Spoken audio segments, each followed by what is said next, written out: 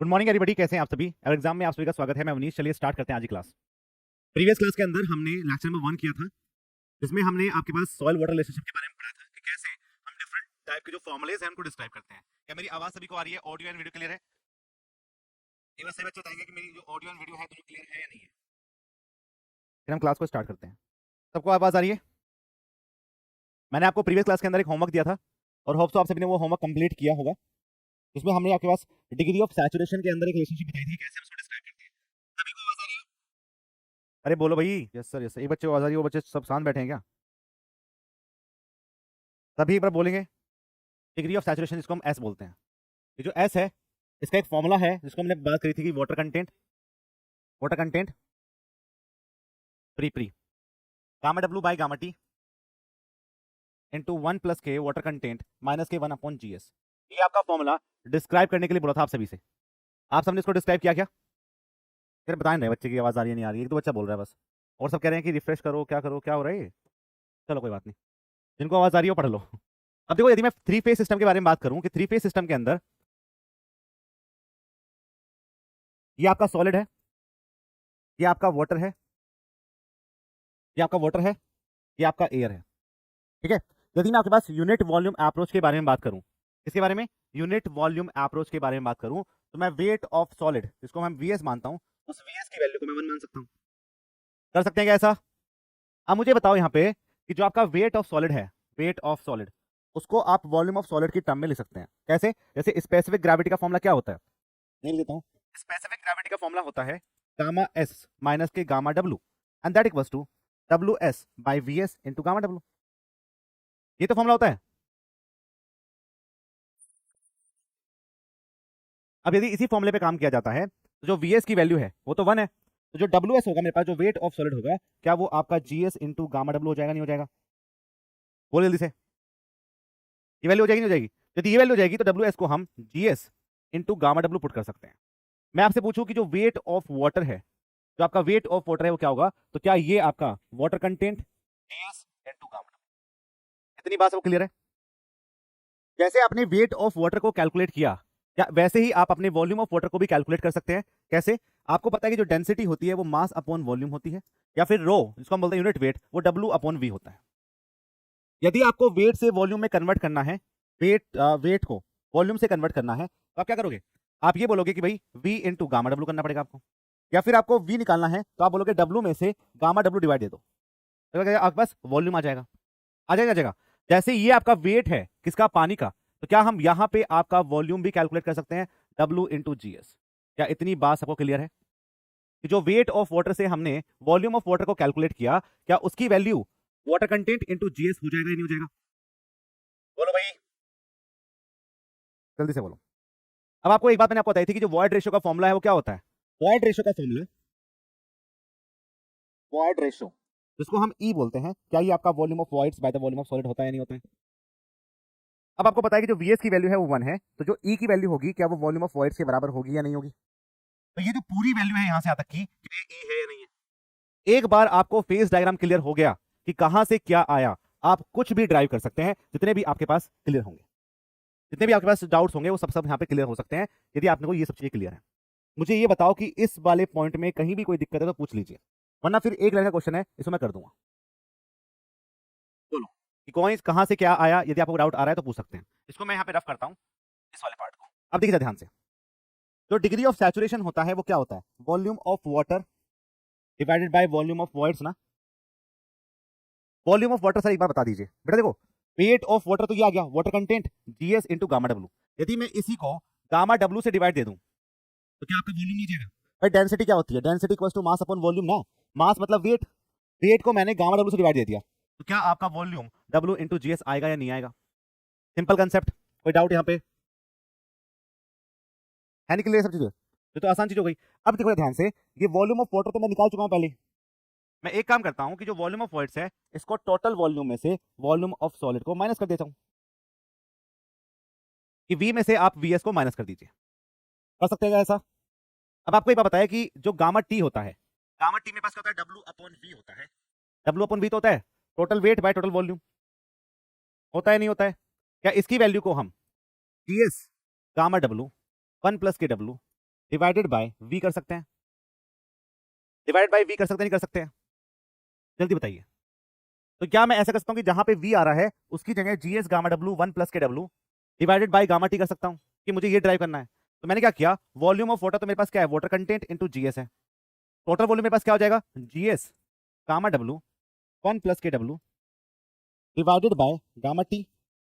और जो volume of solid है जिसको हमने यूनिट वॉल्यूम अप्रोच पे काम किया था, वीएस की वैल्यू को हमने 1 पुट किया, तो वीएस की वैल्यू आपके पास 1 हो जाएगी। काम खत्म। अब क्या करिए, आप जीएस से ऊपर नीचे डिवाइड दीजिए, तो क्या बचेगा आपके पास, ऊपर बचेगा सिर्फ वाटर कंटेंट, नीचे बचेगा आपके पास gamma W by gamma T 1 plus के डब्ल्यू माइनस के 1 upon GS.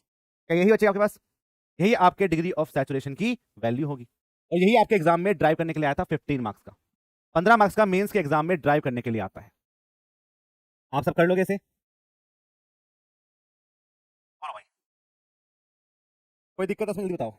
If you have any doubt please ask, वरना हम आगे बढ़ जाते हैं। ऐसे हम ड्राइव कर लेते हैं। तो यूनिट वॉल्यूम अप्रोच से या फिर फेस डायग्राम पे अच्छी पकड़ होनी चाहिए आपकी, कि मैं कुछ भी कहीं से भी निकाल दूंगा, लेकिन मुझे ये क्लियर होना चाहिए कि ये कैसे आया, ये कैसे आया, ये कैसे आया, ये कैसे आया।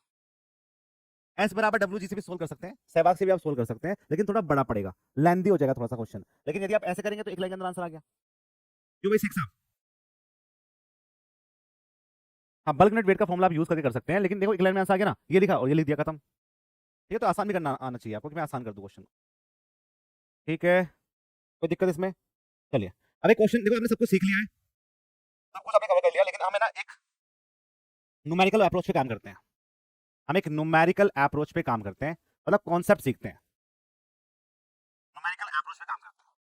कैसे? एग्जाम में जो क्वेश्चन बनते हैं वो ऐसे बनते हैं कि मान लो मेरे पास ना एक बोरोपिट है, क्या है मेरे पास, ये आपका बोरोपिट है, ये आपका बोरोपिट है, और इसमें आपको वॉल्यूम नहीं दे रखा कि आपने कितनी सोइल को बोरो किया, वो आपको नहीं पता, you don't know about it. सिर्फ आपको क्या पता है, या तो आपको वॉइड रेशियो पता होगा या फिर आपको इसका वाटर कंटेंट पता होगा। इस सोइल को हमने यूज किया एम्बैंकमेंट बनाने के लिए, तो कल को मैं एक एम्बैंकमेंट बनाऊंगा। ये मैंने आपका एक एम्बैंकमेंट बना दिया, यहाँ पे मैंने एक एम्बैंकमेंट यहाँ पे बना दिया। जब मैंने अपनी सॉइल को का एक यहाँ पे एम्बैंकमेंट बनाया, उस एम्बैंकमेंट के हिसाब से यदि मैं बात करूं तो यहाँ पे आपको V2 पता है, वॉल्यूम पता है, और उस वॉल्यूम से आपको यहाँ का वॉइड रेशियो पता है, इसको मैं E2 बोल देता हूँ, E2 पता है, या फिर वाटर कंटेंट W2 पता है।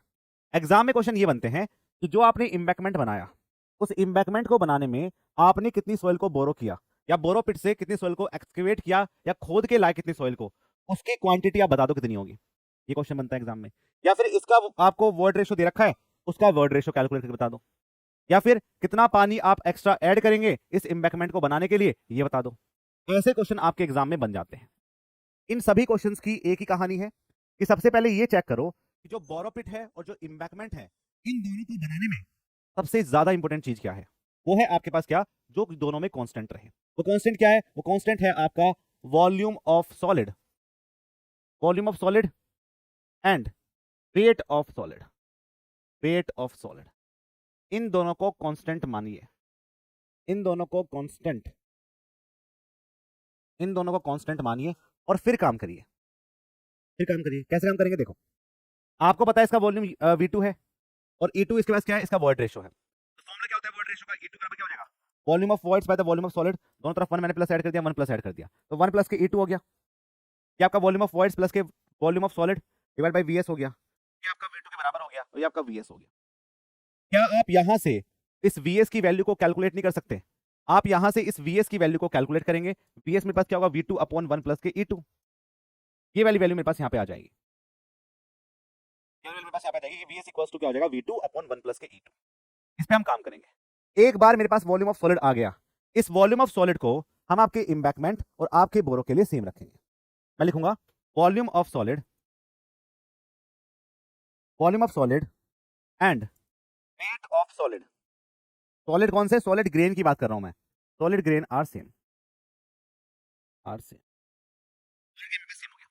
एक बार मेरे पास इसका VS आ गया, ये VS मेरे पास यहां आ गया। अब क्या इस VS की हेल्प से हम V1 अपॉन 1 प्लस के E1 नहीं कर सकते? ठीक है, तो क्या होगा यहाँ पे, हम यहाँ पे VS equals to V1 upon 1 plus के E1 कर सकते हैं। कोई बात नहीं, आप झेल लो 1 महीना और, ठीक है, आपका ऐप नया आ रहा है, ठीक है, और बढ़िया तरीके का ऐप आ रहा है, उसमें कोई दिक्कत नहीं आएगी ऐसी। अब अनइंस्टॉल पनइंस्टॉल की जो दिक्कत हो रही है, ये सब दूर हो जाएंगे। ठीक है, क्योंकि भाई हम भी तो परेशान हैं चीजों से, आप भी परेशान हो रहे हो, अनइंस्टॉल नहीं हो रहा, डाउनलोड नहीं हो रहा, एक बार में सब कुछ, और टेस्ट सीरीज भी आपके ऐप के अंदर ही आ जाएगी। ये काम चल रहा है, जल्दी हमारे हाथ में होगा हमारा ऐप। ठीक है, तो V S equal to V one upon 1 plus के इवन हो गया यहाँ पे। अब देखो ध्यान से, वी एस मुझे पता है, इवन मुझे पता है, क्या मैं यहाँ से वी1 को कैलकुलेट नहीं कर सकता?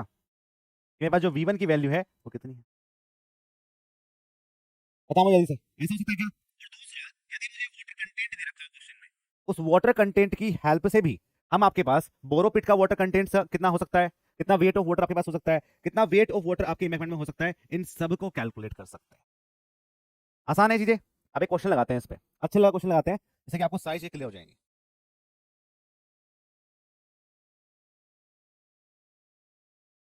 क्वेश्चन करेंगे सभी नवाब भाई बहनों, ठीक है, बताओ इसको क्वेश्चन करिए, ध्यान से पढ़ेंगे क्वेश्चन और जवाब देंगे फिर जल्दी। ये लास्ट क्वेश्चन करवा रहा हूं मैंने माइकल का इस फर्स्ट वाले चैप्टर में, मतलब इस लेवल का लिखा हुआ क्वेश्चन आपसे, soil to be excavated, sir VS find करें डायरेक्ट इक्वल कर दें, तो वो डिपेंड करता है क्वेश्चन में क्या पूछा गया है। यदि क्वेश्चन में आपसे सिर्फ यही पूछा गया है कि आपको सिर्फ वॉल्यूम कैलकुलेट करना है, तो वॉल्यूम ऑफ सॉलिड को आप नहीं निकालिए, वरना लेकिन आपसे एक्स्ट्रा पूछा गया है और उससे आपकी स्पेसिफिक ग्रेविटी पूछी गई है, तो you have to find VS, you have to find WS, and find of this values you have to calculate specific gravity of solid. ये डिपेंड करता है कि क्या पूछा गया है, उस पर काम कर लेंगे। ठीक है प्रकाश, अब जो क्वेश्चन को देखिए यहाँ पे, is soil to be excavated from a borrow pit which has a density of 1.7 gram पर सीसी। मेरे पास एक बोरोपिट है, इस बोरोपिट में मेरे पास डेंसिटी दे रखी है रो टी मान सकते हैं क्या इसको हम, 1.75 ग्राम पर सीसी, ये ग्राम पर सीसी में काम किया गया है, ग्राम पर सेंटीमीटर क्यूब बोलते हैं इसको।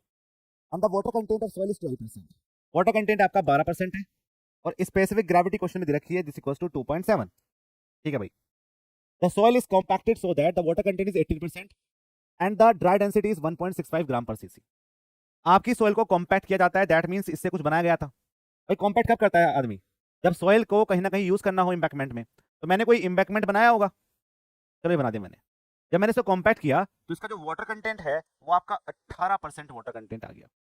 एंड द गामा डी जो मेरे पास है, जिसको हम रो डी बोलते हैं, रो डी, जिसको हम रो डी बोलते हैं, वो कितना मेरे पास, वो आपका 1.65 ग्राम पर सीसी, 1.65 ग्राम पर CC for 100 metre cube, for 1000 metre cube of soil.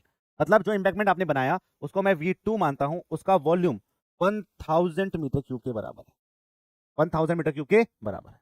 Question में लिखा हुआ है estimate first quantity of soil to be excavated from the pit. Pit से कितनी सॉइल आपकी एक्सकेवेट हुई ये बता दीजिए मुझे, बताओ कैसे करेंगे।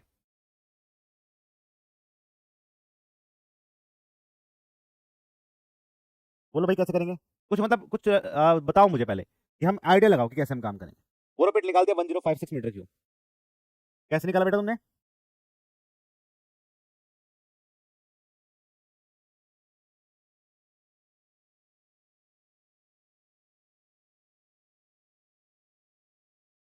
देखो इस क्वेश्चन को हम दो तरीके से कर सकते हैं, एक तो हम फेस डायग्राम से करेंगे, एक तो हम करेंगे फेस डायग्राम से, और एक हम कर सकते हैं किससे, एक हम कर सकते हैं by the help of formula. ठीक है, किससे, फॉर्मूले की हेल्प से भी हम कर सकते हैं। जब वेट ऑफ सॉलिड आपका कांस्टेंट ही रहेगा तो क्या हम वहीं से इसकी वैल्यू को कैलकुलेट कर सकते हैं क्या, तो क्या है, आपको इसका गामा टी पता है, तो क्या आप इसका रो डी कैलकुलेट कर सकते हैं। देखो लिखने का तरीका आना चाहिए, ऐसा नहीं है कुछ भी करे जा रहे हैं, मेंस में आपको दिक्कत आएगी वरना। देखो मैं लिखता हूं कैसे लिखना है आपको, जब आप सॉल्यूशन करेंगे तो सॉल्यूशन लिखेंगे पहले, कैसे करेंगे सॉल्यूशन, आपको बोरोपिट में, मैं लिखूंगा बोरोपिट में रो डी निकाल लीजिए, रो टी अपॉन 1 प्लस के डब्ल्यू। ठीक है, तो रो डी मेरे पास कितना है, रो डी मेरे पास है 1.75, 1.75 तो मेरे पास ये है, और वाटर कंटेंट मेरे पास कितना है 0.12, यहां से मेरे पास रो डी बन आ जाएगा। और आपको जो आपने इम्बैकमेंट बनाया, फिल बनाया, इम्बैकमेंट या आपने जो फिल बनाया उसका रो डी टू आपको पता है, कितना है rho D two, rho D two मेरे पास 1.65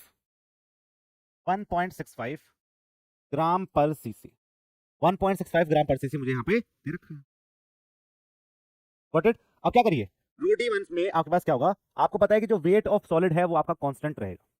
ठीक है, तो रो डी टू को क्या हम W S by V two लिख सकते हैं, और रो डी वन को हम W S divided by V one लिख सकते हैं। इन दोनों के दोनों केस में, या इसको डब्ल्यू मत लिखो, अब इसको एम एस लिखो, क्योंकि क्या बात चल रही है, मास से बात चल रही है, तो इसको लिख सकते हैं M S by V two. और इसको हम लिख सकते हैं ms bye v2, ms bye v2, तो क्या होगा ms बाय v1। तो क्या है, अब जो बात चल रही है वो मास में चल रही है, वेट में बात नहीं चल रही है, अब मास में बात चल रही है, तो मास में बात करेंगे। मास ऑफ सॉलिड बराबर है, तो क्या हम सकते हैं rho d1 into v1 is equal to rho d2 into v2। इसके लिए for same soil solid, solid for both both borrow pit, borrow pit and fill, कर सकते हैं ऐसा। आप बताओ कितना आंसर है यहाँ से। रो d1 की वैल्यू कितनी है पास 1.75 इंटू 1 प्लस के 0.12। v1 का वॉल्यूम मुझे पता नहीं है, v2 मैं निकाल सकता हूँ, दे रखा है क्वेश्चन में 1.65 और ये आपका दे रखा है 1000। बताओ v1 कितना आ रहा है, 1050 आ रहा है क्या, 1056 मीटर क्यूब मेरे पास क्या आ गया वॉल्यूम ऑफ बोरोपिट, और यही मुझे कैलकुलेट करना था। बताइए कोई दिक्कत है उसमें।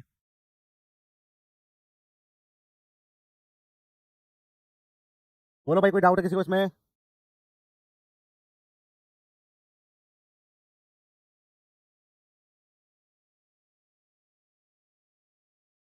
16500 क्या आ रहा है बेटा ये,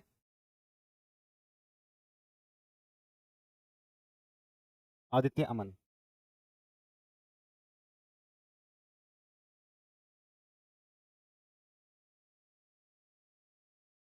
अरे कैलकुलेटर निकालो और कैलकुलेशन करो जल्दी, मैं ले आता हूँ कैलकुलेटर। सर इम्बैकमेंट का मास कैलकुलेट करके बोरोपिट में यूज करके भी कर सकते हैं ना, हाँ कर सकते हैं। इम्बैकमेंट का मैस मास आपको कैलकुलेट हो जाएगा, ठीक है, वहां से आप उसको यूज कर लीजिए, मतलब मास कौन सा, मास ऑफ सॉलिड, और उसको आप बोरो में यूज कर लीजिए, कर सकते हैं, कर तो हम वही रहे, विद वेट ऑफ सॉलिड तो आपका मास ऑफ सॉलिड तो कट ही जाना है हर बार, सेम ही है दोनों, तो कैलकुलेशन मत करो। लेकिन मैं तो क्यों कर रहा हूँ इसको, एक बच्चे ने बोला मुझसे ऐसा, अब मैं इसका सेकंड पार्ट करूंगा। अब मुझे बताओ कि बिना मास ऑफ सॉलिड कैलकुलेट करे हुए क्या मैं सेकंड पार्ट को कर पाऊंगा, वरना मैं नहीं करूंगा। बताओ आंसर ये आ रहा है नहीं आ रहा, मैं कैलकुलेटर ले आता हूँ।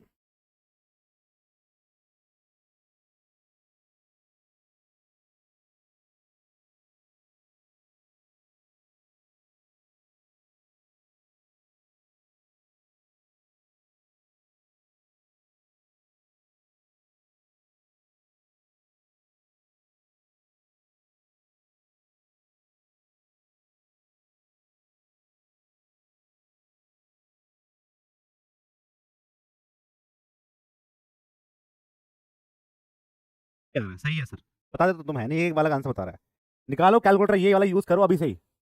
तुम लग रहे हो प्री के चक्कर में, प्री तो हो ही जाएगा, प्री में कुछ रखा थोड़ी है, लील पिल निकाल देते हैं प्री तो भाई। मेन तो मेन से हमारे सर भी हंस रहे हैं लील पिल के नाम पे, सच ही है, प्री में कुछ है 1056 this equals to 1056 metre cube, मेरे पास ये आ गया। अब हम बात करेंगे यहाँ पे सेकंड लिखा हुआ आपके पास the amount of water to be added, कितना आपने अमाउंट ऑफ वाटर ऐड किया। देखो पहले जो आपका वाटर कंटेंट था ना, पहले जो आपका वाटर कंटेंट था वो आपका था 12%, और फिर हो गया आपके पास कितना 18%, तो कितने का मेरे पास इंक्रीमेंट हुआ, क्या 6% का इंक्रीमेंट हुआ या नहीं हुआ। अब उसी के हिसाब से हम आपके निकालते हैं क्वांटिटी ऑफ वाटर कंटेंट, या वाटर कंटेंट कितना पानी हमने यूज करा उसको हम कैलकुलेट कर लेते हैं। चलो निकालो, तो quantity of water content, quantity of water content, तो पहले हम वाटर कंटेंट निकाल लेते हैं कि हमने कितना एक्स्ट्रा ऐड किया। कितना एक्स्ट्रा ऐड आपने किया भाई, 18%, 12%, 0.06, ठीक है, तो क्या मेरे पास 0.06% का या 0.06 वाटर कंटेंट हमने यूज किया, कैसे कर लो इसको, परसेंटेज में लिख लो, 18 माइनस के 12, 6% पानी हमने एक्स्ट्रा यूज किया, 6% पानी तो यूज किया हमने, बोलो। तो एक्स्ट्रा पानी की बात कर रहा है, तो वाटर कंटेंट क्या होता है, वाटर कंटेंट आपका होता है wait of water divide by weight of salt. तो मैं आपको इतनी देर से बस यही कहानी समझा रहा था, हमारी अधूरी कहानी यही थी कि बिना वेट ऑफ सॉलिड के आप क्या निकाल सकते हैं, क्या क्या आप ये वेट ऑफ वाटर कैलकुलेट कर सकते हैं, नहीं कर सकते, ठीक है। या फिर आप मास ऑफ वाटर भी निकाल लो, आप इसका सीख लो mass of water by mass of solid, तो बिना मास ऑफ सॉलिड के सब चीजें आपकी निकल नहीं पाएगी। तो जो क्वेश्चन आपको पहले दे रखा था उससे निकाल लेते हैं फिर, क्या हो गया इसमें, ये हम कहाँ पहुंच गए।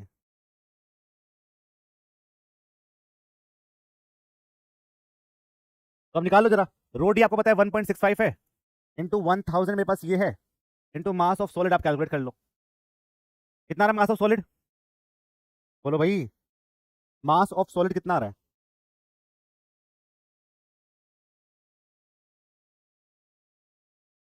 अब देखो, अब यूनिट का पंगा होगा यहाँ पे। ये क्या है मेरे पास? ये आपका ग्राम पर सीसी में है और ये आपका मीटर क्यूब में है। ग्राम को किलोग्राम में कन्वर्ट करो, 10 के 3 करना पड़ेगा आपको केजी, और सेंटीमीटर को मीटर क्यूब में कन्वर्ट करना पड़ेगा। तो क्या करोगे आप? 10 की पावर 6 करोगे क्या? 10 की पावर 6 करोगे, मतलब -6 करोगे, तो 16500 आएगा। कितना आएगा ये? तो क्या बचा मेरे पास ऊपर? बचा मेरे पास 1.65 इंटू 1000 इंटू 10 पावर 3। इससे आपके पास गई 2 जीरो, गए हो क्या? मेरे पास 165 4 टाइम्स 0 बच रहा है क्या? किलो न्यूटन में निकालना है मुझे, तो 16500 मेरे पास बच जाएगा यहाँ पे। तो मेरे पास जो वॉल्यूम आएगा, मास ऑफ सॉलिड आएगा, मास ऑफ सॉलिड किलोग्राम में बता दो, किलोग्राम में, किलोग्राम में बता दो, किलोग्राम में बता दो, किलोग्राम में कितना आ रहा है किलोग्राम में?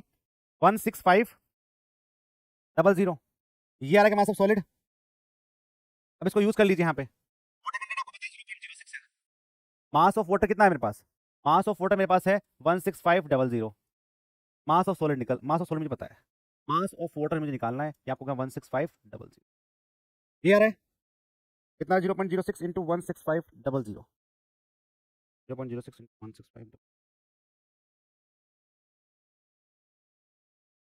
जीरो कम आएगी इसमें, एक जीरो कम आएगी, क्योंकि हम किसमें निकाल रहे हैं? हम निकाल रहे हैं केजी में, केजी में वैल्यू ये आएगी मेरे पास।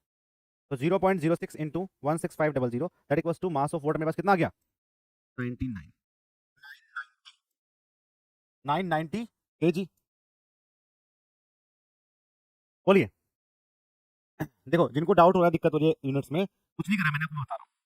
ये आपको समझ में आने वाला, ये सब घिस हो गया, कुछ नहीं करना, देखो आप समझो यहाँ पे। ग्राम पर सीसी में है ना, ग्राम पर सीसी में, इंटू वॉल्यूम मेरे पास कितना है? 1000 है। यहां से मुझे मास ऑफ सॉलिड कैलकुलेट करना है। अब इस ग्राम पर सीसी को, इस ग्राम पर सीसी को कन्वर्ट कर लीजिए। ग्राम को आप किलोग्राम में कन्वर्ट करेंगे तो 10⁻³ करोगे, सही कह रहा हूं क्या मैं? सेंटीमीटर क्यूब को मीटर क्यूब में कन्वर्ट करोगे तो 10⁻⁻6 करोगे क्या? 10⁻6 करोगे, यहां से आपका मास ऑफ सॉलिड आएगा। अब इसको आप ऊपर ले जाइए, तो 1.65 into 10⁻6 is equal to mass of solid. Mass of solid आपका ये आएगा, ठीक है, इसको हटा दो। मास ऑफ सॉलिड आपका आ गया, किलोग्राम में निकाल रहा हूं मैं, 1.65 इंटू 10⁻6 किलोग्राम में मेरे पास वैल्यू ये आ गई। अब इस मास ऑफ सॉलिड से आप मास ऑफ वाटर कैलकुलेट कर लीजिए, इसको भी हटा दो। तो मैंने क्या किया? मैंने किया 1.65 इंटू 10⁻6, ये आपका आ गया मास ऑफ वाटर। तो कितना आ गया मेरे पास? यहाँ पर 0.06 into 1.65 into 10⁻6 that equals to 999000, ठीक है, किसमें? किलोग्राम में, किलोग्राम। अब देखो क्या होता है, मास ऑफ वाटर मेरे पास कितना आएगा? मास ऑफ वाटर मेरे पास कितना आएगा? लेकिन जब भी हम वाटर की क्वांटिटी को मेजर करते हैं तो we will always calculate in the volume. पानी लीटर में या फिर वॉल्यूम में तो कैलकुलेट करोगे, ऐसे तो बोलोगे कि 100 किलो पानी, ऐसे बोलते हैं 100 लीटर पानी, ऐसे ही तो कैलकुलेट करते हैं। यदि मैं आपसे पूछूं कि जो मेरे पास वॉल्यूम, अब देखो density equals to mass upon volume ना, मास अपॉन वॉल्यूम। डेंसिटी मैं रखता हूं 1000 किलोग्राम पर metre cube. Mass of water मुझे पता है कितना? 99000। क्या मैं वॉल्यूम ऑफ वाटर को कैलकुलेट कर सकता हूं? नहीं कर सकता हूं? यहाँ पे सब चुपचाप बैठे हो बस, मेरे क्लास में चुप मत बैठा करो बिल्कुल भी। मुझे हंसते खेलते खेलते बालक बढ़िया लगे हैं। बताओ कितना? ये 99 मीटर क्यूब। ऐसे कर लो, या फिर पहले इसको किलोमीटर में कन्वर्ट कर लो, जैसे आपका मन करे वैसे कर लो। बोलो भाई, तो 99 मीटर क्यूब मेरे पास क्या होगा? पानी हमने एक्स्ट्रा ऐड करेंगे यदि मुझे बोरोपिट से एम्बैंकमेंट में जाना है। कोई डाउट है इसमें तो पूछ लीजिए।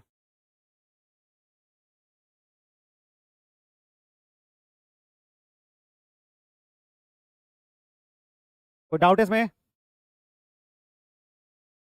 तुम सब ना प्री के चक्कर में मत रहो कि प्री प्री प्री कर रहे हो। यहाँ पे प्री अपने आप हो जाएगा, मैं बताया। और हमें पढ़ना है मेंस के हिसाब से, हमारा लेवल अब बढ़ चुका है, हम मेंस के हिसाब से सोचेंगे। प्री के मैं बता रहा हूँ, प्री में तो मैं लास्ट के 2 महीने आपको पढ़ाऊंगा ढंग से, तब भी आप प्री क्लियर कर जाओगे। और मेंस करो अभी से, अच्छे से अभी से करो, अभी टाइम है यार, बहुत सा टाइम है हमारे पास। मैं आपका सर्विस 2 बार कंप्लीट कर दूंगा इतने इतने दिनों में, तो 2 बार आपको पूरा पढ़ा दूंगा यदि प्री के हिसाब से पढ़ोगे तुम तो। हमें मेंस के हिसाब से पढ़ना है। 99 मीटर क्यूब के हिसाब से मेरे पास क्या आ गई? वैल्यू आ गई।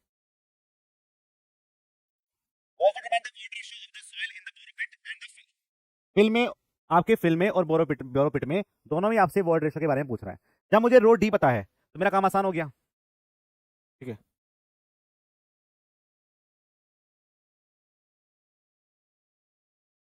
हम लिखते हैं void ratio calculation, void ratio calculation in borrow pit, borrow pit and fill. Borrow pit और फिल के अंदर जो आपकी वॉइड रेशियो की कैलकुलेशन है वो आपको कैलकुलेट करनी है। In the case of borrow pit, rho D कितने हमारे पास, रो डी हमारे पास रो टी अपॉन 1 प्लस के वाटर कंटेंट, ये आपका 1.75 है, 1.75 था ना मेरे पास, ये आपका 1 प्लस के 0.12 है, 1 प्लस के 0.12 कितना आ गया, रो डी 1 कितना रही,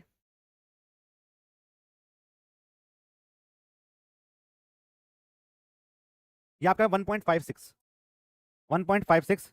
ग्राम पर सीसी, ये आपका रो डी 1 आ गया। अब आपको फॉर्मूला पता है, क्या फॉर्मूला होता है रो डी 1 का, rho D 1 equals to G S rho W upon 1 plus के ई 1।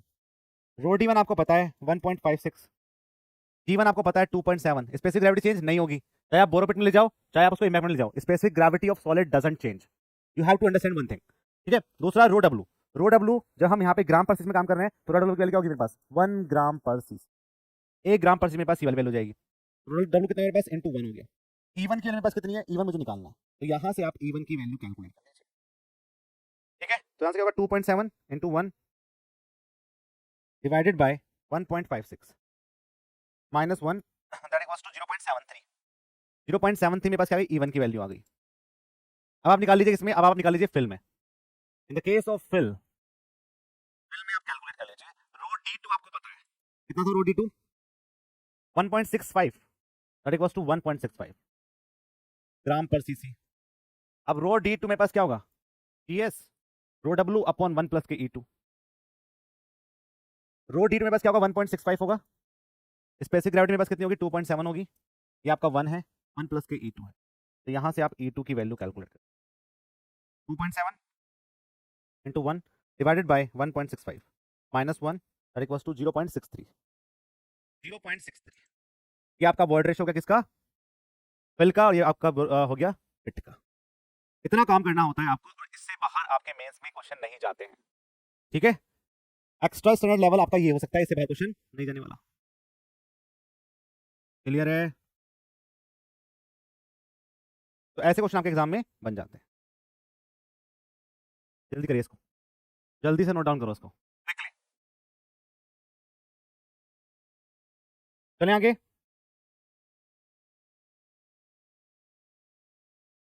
बोलो भाई, चलिए अब हम चलते हैं आगे पास, क्या वाटर कंटेंट डिटर्मिनेशन के बारे में बात करते हैं। अब थोड़ा थ्योरी पढ़ लीजिए। सबसे पहले हम करते हैं वाटर कंटेंट डिटर्मिनेशन। जब भी आप बोरोपिट से, जब भी आप बोरोपिट से या सोयल को कहीं से खोद के लाएंगे, सबसे पहला टेस्ट जो सोयल का किया जाता है वो है आपका उसका वाटर कंटेंट। तो जो क्या होता है, आपके सोयल की जो इंजीनियरिंग प्रॉपर्टी है वो सबसे ज्यादा चेंज होती है जैसे सोयल को आप एक्सकेवेट करते हैं।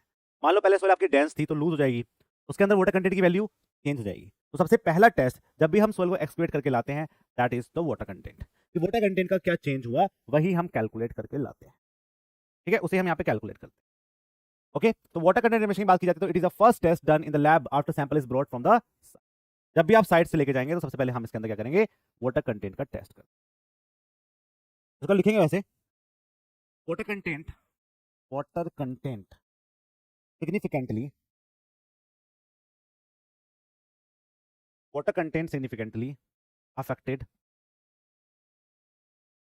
affected affected engineering behavior, engineering behavior, engineering behavior of soil, water content significantly affected engineering behavior of soil of fine grained soil। अब जो क्या है कि वाटर कंटेंट भी ना, वाटर कंटेंट भी अलग अलग टाइप की सोइल के लिए बिहेवियर को डिस्क्राइब करता है। जैसे यदि मैं बात करूं आपके पास कोर्स ग्रेन सोइल की बात करूं, if I have to work on the coarse grain soil, coarse grain soil के अंदर क्या होता है, वैसे होते क्या है कोर्स ग्रेन, इसमें पार्टिकल टू पार्टिकल बॉन्डिंग नहीं होती है, जो कोहेजन लेस होते हैं, जो पार्टिकल एक दूसरे से अलग अलग होते हैं, जो न्यूक्लियर फैमिली में रहते हैं, अपने में मस्त है, बस उन्हें किसी से मतलब नहीं है। ठीक है, यहाँ की पार्टिकल की जो शेप है और जो साइज है वो आपका अफेक्ट करता है, वही आपके कोर्स ग्रेन सॉइल होते हैं। कोर्स ग्रेन सॉइल के अंदर वाटर कंटेंट कभी भी बड़ा रोल प्ले नहीं करता है। क्यों? क्योंकि क्या है कि वो इंडिविजुअल पार्टिकल के ऊपर डिपेंड करेगा। जबकि फाइन ग्रेन सॉइल के अंदर क्या होगा, एज अ एग्रीगेट प्रॉपर्टी पे काम किया जाता है। किस पे काम किया जाएगा? एग्रीगेट। एक सिंगल आदमी कुछ नहीं कर पाएगा, बॉन्ड होगा, बहुत सारे लोग होंगे जो उनको मोटिवेट रखेंगे, उसकी वजह से क्या होंगे, उसकी वजह से उनकी बॉन्डिंग होती है और उनकी प्रॉपर्टी सबसे ज्यादा अफेक्ट होती है वाटर कंटेंट से। तो सबसे पहला टेस्ट वाटर कंटेंट का डिटरमिनेशन किया जाता है कि वाटर कंटेंट इनके अंदर, इस बार भाई क्या है, पहले आप चेक करोगे ना कि सोइल आपकी फाइन ग्रेन है, कोर्स ग्रेन है, उसके हिसाब से उसके अंदर टेस्ट किए जाएंगे। फाइन ग्रेन होगी तो वाटर कंटेंट टेस्ट करेंगे, कोर्स ग्रेन होगी तो उसके अंदर डेंसिटी चेक की जाएगी कि जो रिलेटिव डेंसिटी है वो क्या है। और रिलेटिव डेंसिटी के बारे में हम प्रीवियस क्लास के अंदर पहले ही पढ़ चुके थे। ठीक है, कोई डाउट इसमें? तो वो आपको ध्यान रखना है। अब बात ये नहीं है कि वाटर कंटेंट हम डिटरमाइन कर रहे हैं तो कर लेंगे, उसके लिए बहुत सारे टेस्ट होते हैं जो हम पढ़ेंगे। पर पहला क्वेश्चन ये बनता है कि टाइप ऑफ वाटर कौन कौन से होते हैं। आपकी सॉइल के अंदर डिफरेंट टाइप के पानी पाए जाएंगे, कौन सा पानी को हम इवेपोरेट कर सकते हैं, कौन से पानी को हम इवेपोरेट नहीं कर सकते, इन सब के बारे में आपको अंडरस्टैंडिंग होना चाहिए। वाटर कंटेंट, ये सब तो हम पढ़ेंगे अभी, उससे पहले आप वाटर कंटेंट पढ़ेंगे। वाटर कंटेंट, वाटर कंटेंट क्या होता है, इसको हम ऐसे लिखते हैं, this equals to weight of water by the weight of solid. अब हम यहाँ पे डिफरेंट टाइप के पानी के बारे में पढ़ेंगे। सबसे पहले हम बोलते हैं ground water. Ground water, free water या फिर ग्रेविटी वाटर। हम बोलते हैं ग्राउंड वाटर,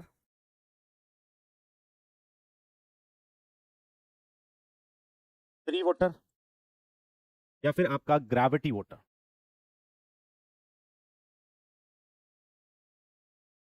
ग्रेविटी वाटर, इन सब पे काम किया जाता है।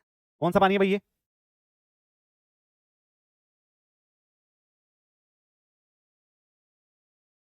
कौन सा पानी होता है? ग्रेविटी पानी वो पानी है जो ग्रेविटी के इफेक्ट पे काम करता है। आपके सारे पोर्स के अंदर पानी होगा। ये आपके पास क्या है, ये आपके सॉलिड ग्रेन्स हैं।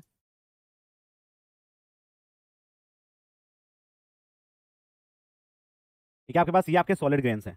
इन सॉलिड ग्रेन्स के अंदर जो आपका पास ये बचा हुआ वॉइड्स है, इन वॉइड्स के अंदर पानी है। क्या है? पानी। इन वॉइड्स के अंदर क्या है? पानी है। अब क्या होगा मुझे, ये जो पानी है ये कौन सा पानी है? ये पानी आपका ग्रेविटी पानी तब होगा जब इसने सारे पोर्स को भर रखा होगा और इस पे कोई भी फोर्स काम नहीं कर रहा है, ओनली पानी आया, आपके पोर्स के अंदर भरा और चला गया।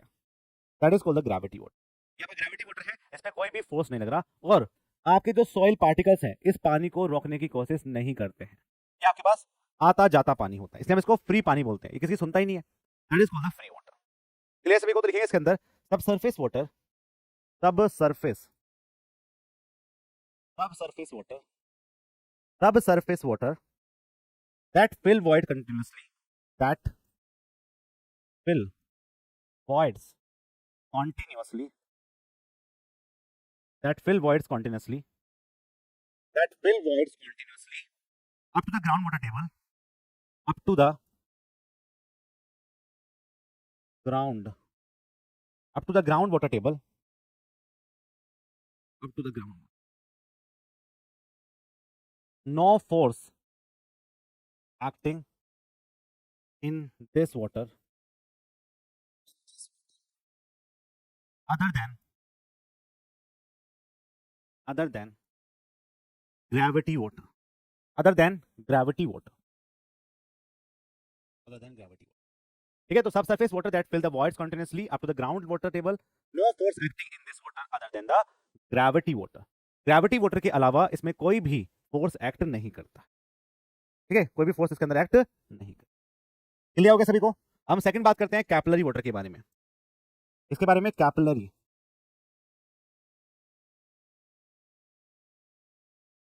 कैपिलरी वाटर के बारे में बात करते हैं। कैपिलरी वाटर क्या होता है?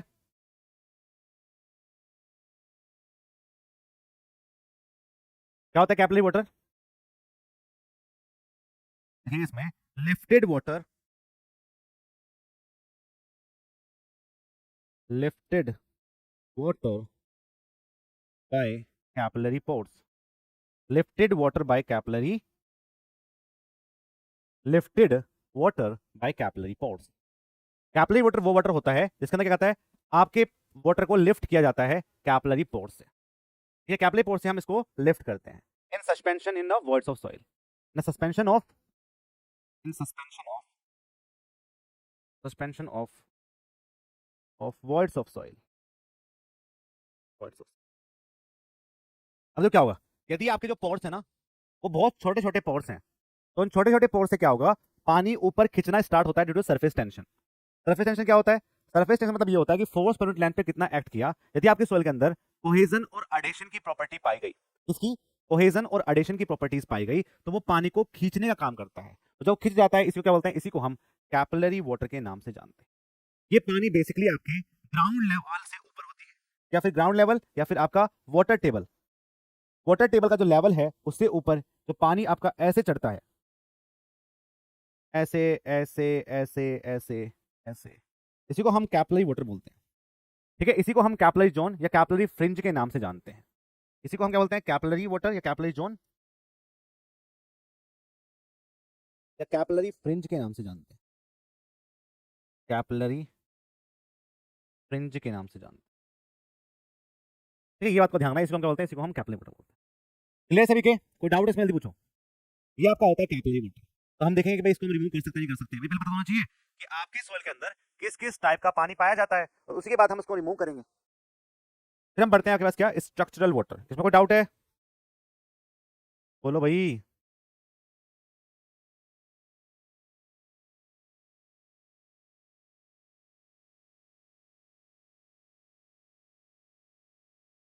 No doubt sir. चलिए अब बात करते हैं किसकी? अब बात कर लेते हैं स्ट्रक्चरल वाटर की।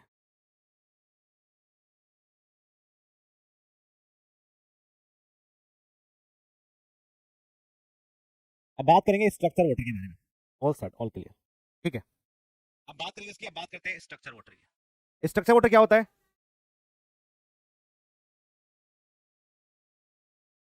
ठीक है, तो जो स्ट्रक्चर वाटर है हमारे पास क्या है? Chemically combined, that is over chemically combined water. क्या है मेरे पास? ये chemically chemically combined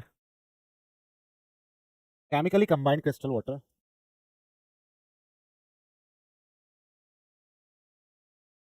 chemically combined crystal water, वो वाटर जिससे सोइल बना है। बिल्कुल। ठीक है, तो chemically combined crystal structure water लिखिए। Crystal structure water, crystal structure water, crystal structure. ये chemically combined crystal structure water होता है जिससे आपका सॉइल बना है। ठीक है,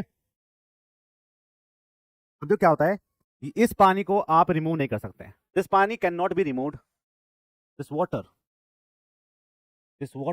can't be removed even boiling,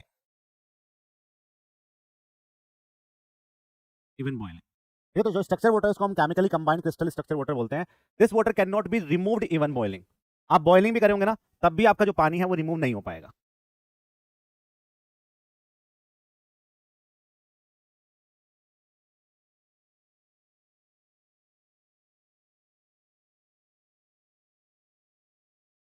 water can not be remove. अभी तो समझ ध्यान से क्या क्या बात मैं करना चाह रहा हूँ। मेरे पास है, मान लो ये सॉलिड ग्रेन है मेरे पास। ये मेरा एक सॉलिड ग्रेन है। इसको इससे नहीं बनाते, इसको इसके कलर से बनाते हैं। कलर है हमारे पास, इसका है कलर। देखिए आपको कलर ये दिख रहा है? देखिए, अब दिखेगा।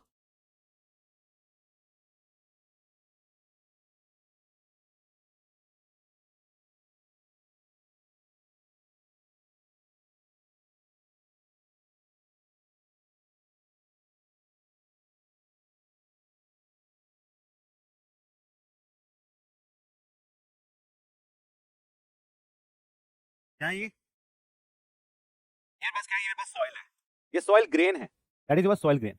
इसके ऊपर पानी ऐसे चिपक जाता है।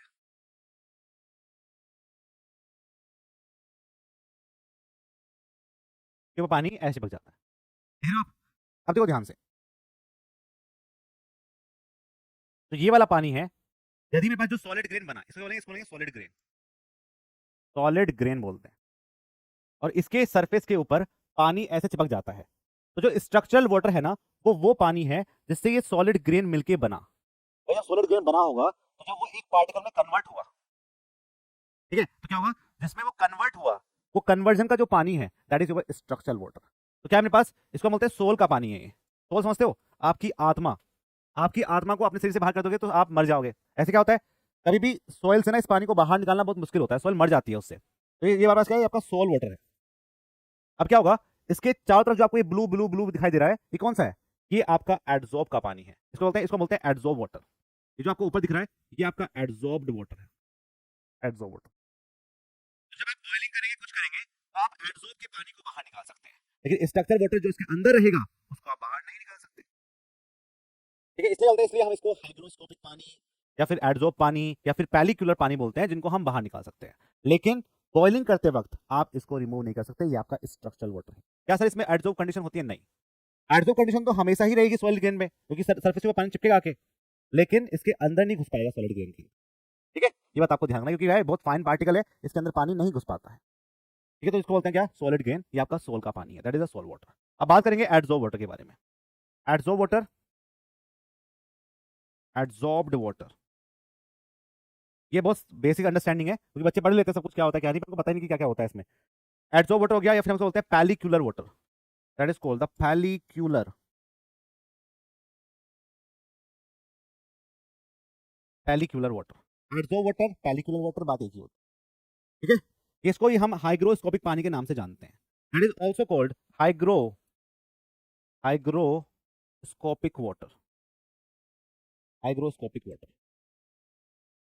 ठीक है, ये आपका एडजॉर्ब वाटर है। ठीक है, ठीक हो। अब हो सकता है कि ये जो पानी है ये आपके पास क्या हो, सॉइल में जब आपने पानी को डाला हो तब आया हो, या फिर एटमॉस्फेरिक कंडीशन से भी, एटमॉस्फेयर जो मॉइस्चर है उसकी वजह से भी सॉइल की सरफेस पे पानी चिपक जाता है, और उसमें बोलते हैं, उसी को हम एब्जॉर्ब वाटर या फिर पैलिकुलर वाटर के नाम से जानते हैं। तो लिखेंगे इसके अंदर absorb by soil solid, absorbed bye,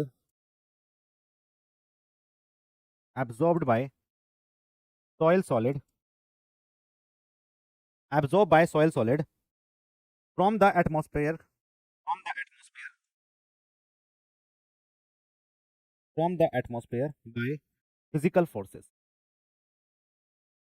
by physical forces, absorbed soil solid from the atmosphere by a physical force of addition, physical force of attraction, physical force of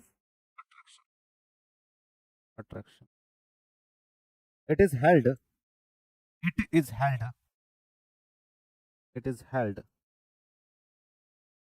it is held due to, it is held due to surface attraction. It is held due to surface, it is held due to surface attraction. ठीक है, इसको बोलते हैं, इसी को हम adsorb water या पैलिकुलर water या फिर हाइग्रोस्कोपिक वाटर के नाम से जानते हैं, जो आपके पास क्या होता है, एटमॉस्फेयर से आए, फिजिकल फोर्स रहेगा इसके अंदर, और ये सरफेस के ऊपर चिपक जाते हैं, इसी को हम एडजॉर्ब वाटर बोलते हैं। तो जब हम वाटर कंटेंट को कैलकुलेट करते हैं तो हमें ये कैलकुलेट करना होता है कि आपका सरफेस वाटर कौन सा है। अब मुझे बताओ कि इनमें से कौन कौन सा पानी है जिसको हम रिमूव कर सकते हैं। एडजॉर्ब पानी को आप रिमूव कर सकते हैं, कैपिलरी वाटर को आप रिमूव कर सकते हैं, और जो आपका ग्रेविटी का पानी है उसको रिमूव कर सकते हैं, लेकिन स्ट्रक्चरल वाटर को बहुत मुश्किल से रिमूव होता है। तो यदि आपने उसको रिमूव कर भी दिया तो आपकी सॉइल अपना कलर चेंज कर लेता है, इसलिए हम उसको रिमूव नहीं करते। ठीक है, तो कहते हैं हम डिफरेंट टाइप के मेथड्स पढ़ते हैं जब भी हम आपके सॉइल के अंदर वाटर कंटेंट को कैलकुलेट करते हैं। ठीक है, तो वाटर कंटेंट मिशन के अंदर हम डिफरेंट टाइप के मेथड्स पढ़ेंगे। ठीक है, डिफरेंट टाइप के मेथड्स पढ़ेंगे, तो लिखेंगे methods, various methods for determination of, various methods, various methods for determination of water content.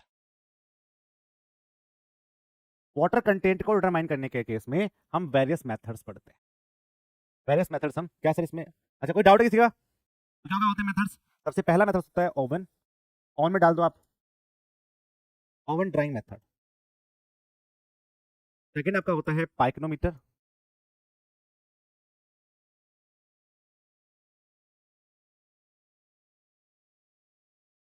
पाइक्रोमीटर method. फिर आपका होता है sand bath method, sand bath method. फिर आपका होता है अल्कोहल मेथड, अल्कोहल मेथड। फिर आपका होता है torsion balance method, torsion, torsion balance method. फिर आपका होता है calcium carbide method, calcium carbide, calcium carbide method. फिर आपके पास क्या होता है, फिर आपका होता है रेडिएशन मेथड, रेडिएशन,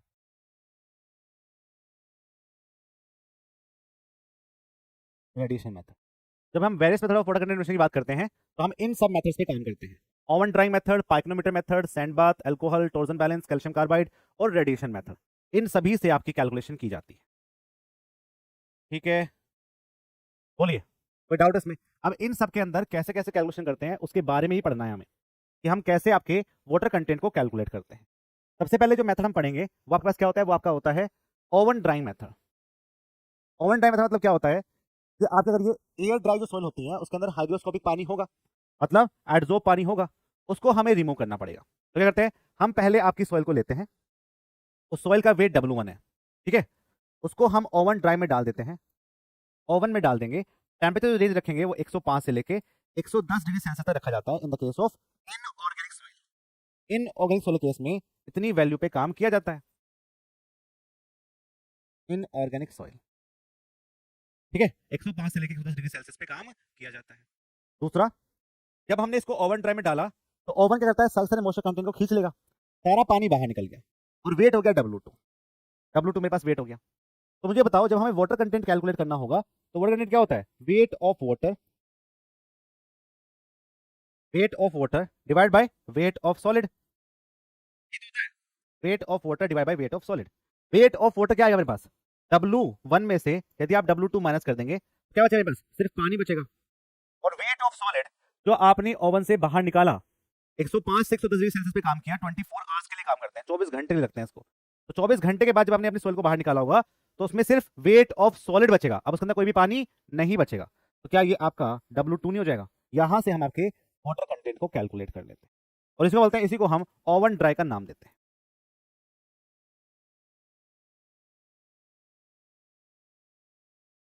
बोलिए कोई डाउट है इसमें? तो जल्दी से बोलो, कोई डाउट है इसमें?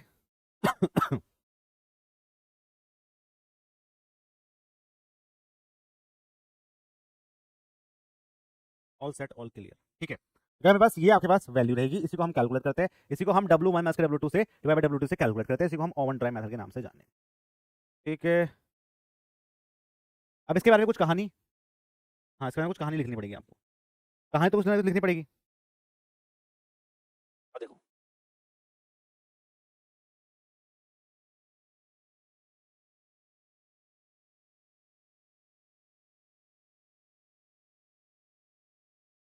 सबसे पहले सबसे पहले क्या है कि जो टेम्परेचर रेंज है वो 105 से लेके 110 डिग्री सेल्सियस पे काम किया जाता है, ठीक है। कभी भी आपका जो टेम्परेचर है वो 110 डिग्री सेल्सियस से बड़ा नहीं हो सकता। यदि ऐसा हुआ तो क्या होगा, जो आपका स्ट्रक्चर वाटर है वही रिमूव हो जाएगा, ठीक है। तो लिखूंगा temperature above 110 degree Celsius may be structure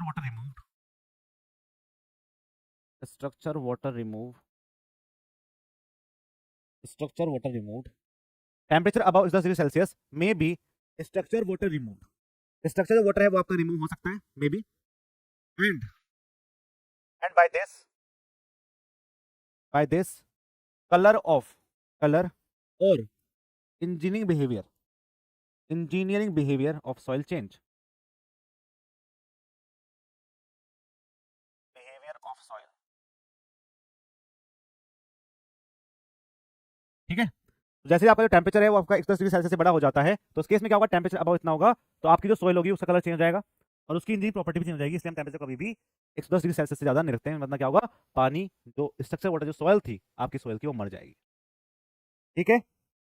लेकिन ध्यान रखेंगे जो ये टेम्परेचर रेंज है ना वो सिर्फ और सिर्फ इनऑर्गेनिक सॉइल के लिए होती है, इनऑर्गेनिक सॉइल के लिए कि यही रेंज पे काम किया जाता है, ठीक है। इनऑर्गेनिक सॉइल के केस में यही जो रेंज होती है इस पे काम किया जाता है, ठीक है। यदि आप ऑर्गेनिक सॉइल के बारे में बात करेंगे तो हम इस पे काम नहीं कर सकते। तो क्या होता है, यदि आपने ऑर्गेनिक सॉइल के बारे में बात किया, अब आप सोचोगे सर ये इनऑर्गेनिक और ऑर्गेनिक क्या होता है? इनऑर्गेनिक मतलब कैसा, क्ले सॉइल, क्ले सॉइल का नाम सुना आपने। ऑर्गेनिक मतलब कौन सी होती है, जिनके अंदर ऑर्डर होती है, स्मेल होती है और बैक्टीरिया के कंपोजिशन से बनती है।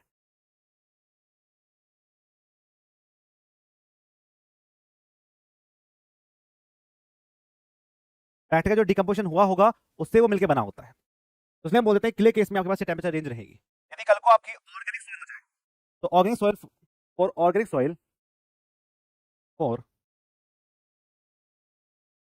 फॉर ऑर्गेनिक सॉइल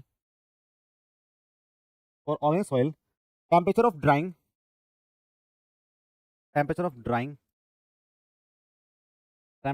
में बी 80 to 60 डिग्री सेल्सियस। 80 से 60 डिग्री सेल्सियस के टेम्परेचर पे काम किया जाता है, ठीक है। 80 से 60 डिग्री सेल्सियस के टेम्परेचर पे काम किया जाता है, क्यों क्या होगा? To avoid the oxidation of organic soil, ठीक है। जो ऑर्गेनिक मैटर प्रेजेंट है उनका ऑक्सीडेशन ना हो जाए, इसीलिए हम क्या करते हैं, इसलिए हम इस पे काम करते हैं। टू अवॉइड द, लिख लेंगे इस बात को, टू अवॉइड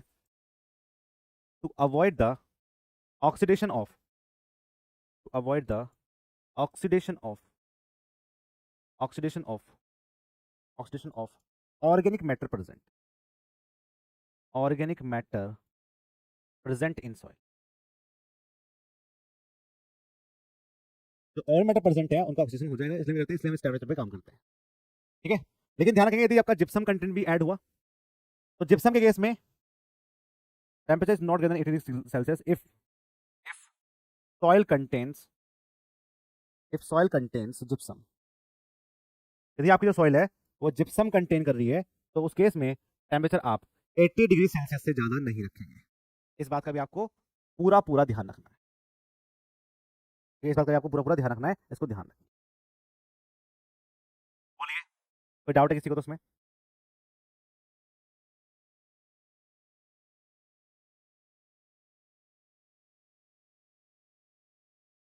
चलिए आगे। तो ये तो आपका पहला टेस्ट जिसके अंदर हमने वाटर कंटेंट को कैलकुलेट किया। अब चलते हैं नेक्स्ट टेस्ट की तरफ, जिसको हम बोलते हैं क्या, pycnometer method. That is called the pycnometer method. Pycnometer method एक ऐसा मेथड है जिसके अंदर हम वाटर कंटेंट कैलकुलेट करते हैं सॉइल का, लेकिन ध्यान रखना इस बात को, हम उन्हीं सॉइल का वाटर कंटेंट कैलकुलेट करेंगे जिन सॉइल के अंदर हमें एयर ड्राई करना इजी हो, ठीक है। वरना क्या होगा, आपकी सॉइल के ऊपर जो एयर है वो एंट्रैप्ड हो जाती है, और जब एयर एंट्रैप हो जाती है उसको बाहर निकालना इतना इजी नहीं होता है, और जब इसको इतना इजी नहीं होगा एंट्रैप निकालना तो उस केस में आप सॉइल को यूज नहीं कर पाए। मतलब मान लो कल को आपके पास मॉइस्ट सॉइल है, मॉइस्ट सॉइल तो क्या होता है, मॉइस्ट, इसके अंदर पानी है पर डिग्री ऑफ सैचुरेशन 100% नहीं है, लेकिन पानी कुछ ना कुछ है इसके अंदर, पार्शियल सैचुरेटेड सॉइल है आपके पास। उसमें क्या है, एयर भी है। अब एयर को पहले बाहर निकालना पड़ेगा ना, तभी तो हम वाटर कंटेंट कैलकुलेट कर पाएंगे, पर हम इसके अंदर से पानी के साथ साथ एयर को बाहर नहीं निकाल पाते हैं, तो उस केस में हम इन सॉइल को यूज नहीं कर पाते।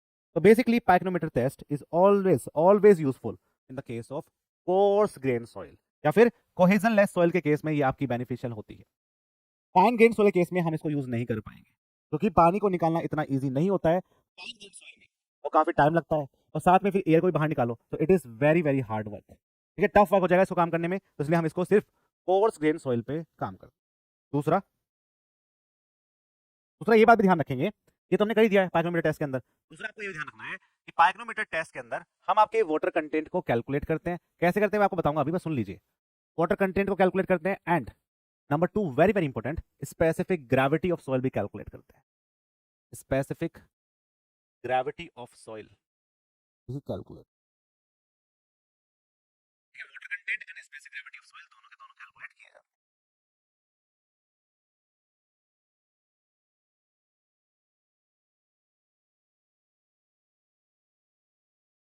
बोलो भाई, दोनों हम कैलकुलेट करते हैं। क्या लिखा हुआ इसके अंदर, पढ़ लीजिए एक बार। एथिन एथिन we get in this test लिखेगा, we get quick result and more suitable for the cohesionless soil. Cohesionless soil के लिए मोर सुटेबल होती है, मैं आपको बता चुका हूं पहले ही। Before calculation of water content using the pycnometer method we know must know the specific gravity of soil. Formula आपकी स्पेसिफिक ग्रेविटी आपके वाटर कंटेंट का ये होता है। ये कहां से आया मैं आपको बताऊंगा अभी। W2 W1 क्या होता है ऐसा बताऊंगा आपको। अभी एक बात समझिए, W2 minus W3, W3 minus W4, specific gravity GS -1 divide by GS into -1।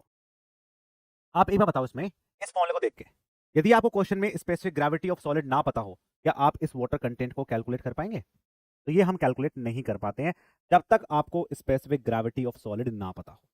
By the help of determine the specific gravity of solid you must know this, after this you calculate the water content of the soil. ये हम उसके बाद हम आपके water content को calculate कर सकते हैं। अब कैसे करते हैं, आप उसको देख लीजिए, ठीक है। देखिए ध्यान से कैसे करेंगे इसका। सबसे पहले मैं आपके पास वाटर कंटेंट की बात कर रहा हूँ। सबसे पहले हम इसके अंदर क्या करेंगे, वाटर कंटेंट डिटरमिनेशन करेंगे, ठीक है। सबसे पहले हम इसके अंदर वाटर कंटेंट को डिटरमाइन करेंगे। कैसे करते हैं, हम इसके अंदर डिफरेंट टाइप के टैंक लेते हैं। मैंने एक एम्प्टी कंटेनर लिया, इसमें बन जाएंगे एम्प्टी कंटेनर।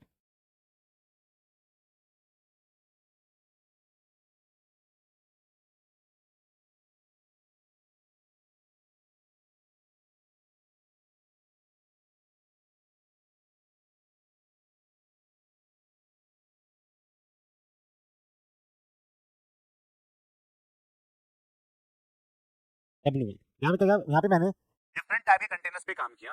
इनकी जो शेप है वो मान लो ये सेम ही है, हमें उनकी शेप से काम नहीं करना। ये हमने डिफरेंट टाइप कंटेनर लिए है जिसपे मुझे आपके वाटर कंटेनर को कैलकुलेट करना है। मैंने क्या लिया, मैंने एक W1 लिया, W1 जिसको हमने बोला कि आपका एम्प्टी कंटेनर है, एम्प्टी है मेरे पास। फिर मैंने क्या लिया, फिर मैंने इसके अंदर एक सॉइल ली, उस सॉइल को मैंने यहाँ पे भर दिया, मैंने यहाँ पे सॉइल को भर दिया, और इसे हम बोलते हैं मॉइस्ट सॉइल है। ये क्या है, मॉइस्ट। मॉइस्ट सॉइल क्या होती है, जो आपके पास इसके अंदर सैचुरेशन रहेगा, इसके अंदर पानी भरा हुआ है, उसको हम मॉइस्ट सॉइल बोलते हैं। और उसके वेट को, weight of container plus soil, इसको हमने W2 मान लिया। फिर इसके अंदर जो सॉइल था वो तो भरा हुआ ही था, यहाँ तक सॉइल तो भरा हुआ ही था। अब जो बचा हुआ पार्ट है मेरे पास, इसमें मैंने पानी भर दिया, इस बचे हुए पार्ट में मैंने पानी भर दिया।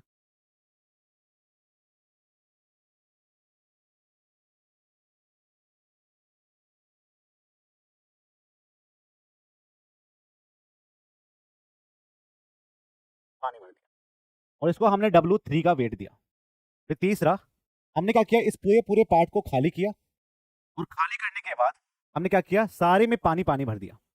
जब हमने सारे में पानी पानी भर दिया यहाँ पे,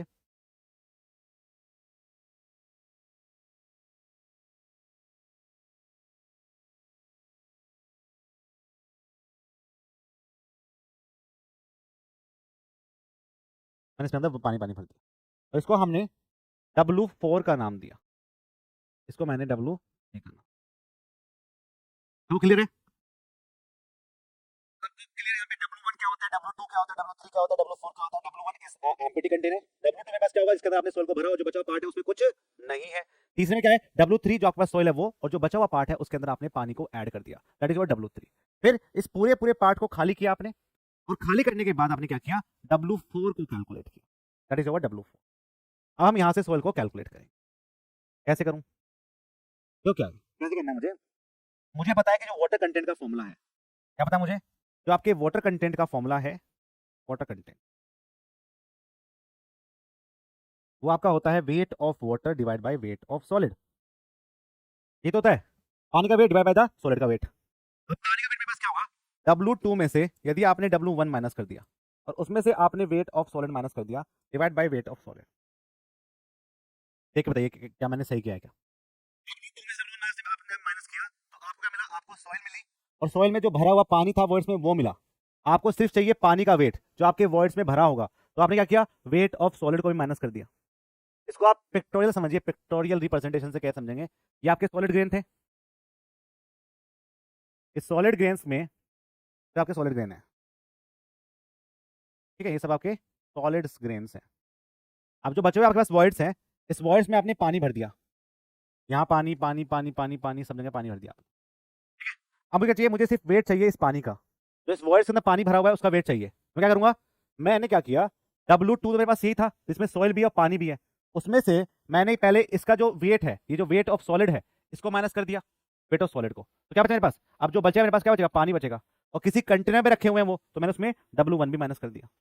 तो W2 में से W1 माइनस किया तो सिर्फ सॉइल बचा, सॉइल में से वेट ऑफ सॉलिड माइनस कर दिया, मतलब सॉलिड ग्रेन माइनस कर दिए, तो बचा क्या मेरे पास, सिर्फ पानी, और उस पानी को हमें कैलकुलेट करना है। तो मेरा जो मेन फंडा है ना यहाँ पे, वो वेट ऑफ सॉलिड को कैलकुलेट करना है, वेट ऑफ सॉलिड को कैलकुलेट। बताइए मुझे कैसे करेंगे।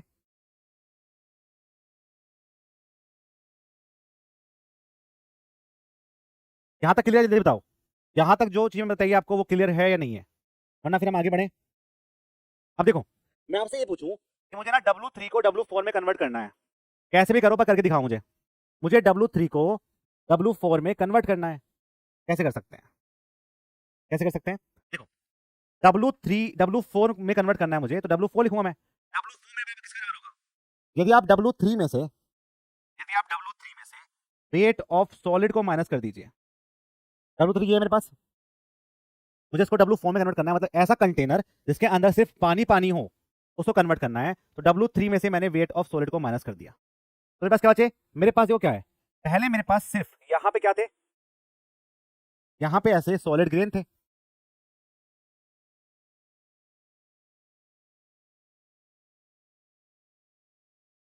सॉलिड ग्रेन थे, और इन सॉलिड ग्रेन के अंदर पानी भरा हुआ था, इन सॉलिड ग्रेन के अंदर ये जो वर्ड्स बचे हुए हैं इनमें पानी पानी पानी,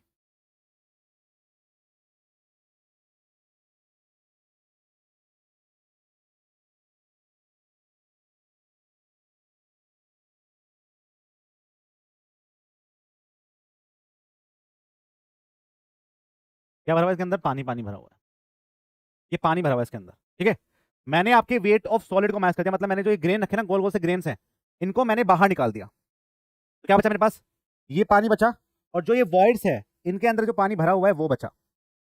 अभी एक पानी और भरना है। कौन सा पानी भरना है भाई? जब ये सॉलिड ग्रेन हटेंगे ना, जब आपके ये सॉलिड ग्रेन हटेंगे तो उसकी जगह भी तो पानी आएगा।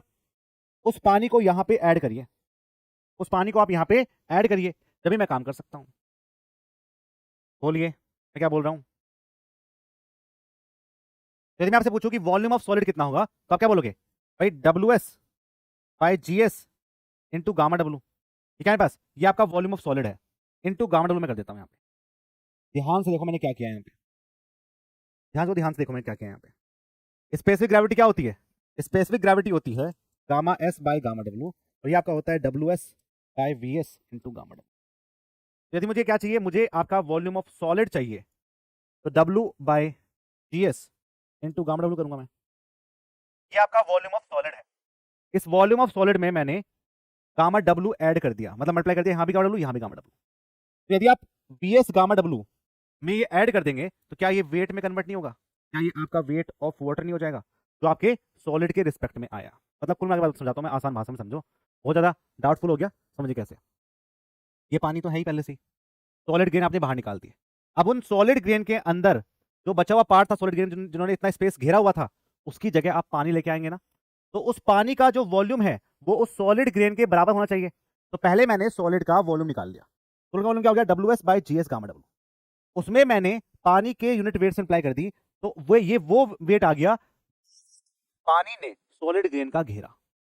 इतनी बात सबको समझ में आई या नहीं आई? ये वो वेट है, ये वो वेट है जो सॉलिड ग्रेन को हटाओगे और पानी को ऐड करोगे, उसका वेट है।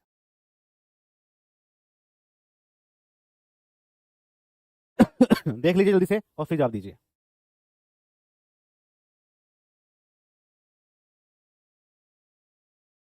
किसी को डाउट है इसमें तो पूछो जल्दी से। पूछते नहीं हो आप सब, बस यही डाउट है सबसे बड़ा इनका।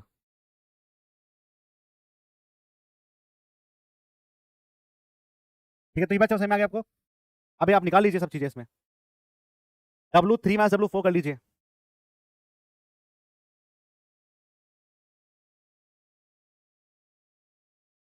एक बच्चा बोल रहा है बस, और सब क्या कर रहे हो बस बताओ तुम अब।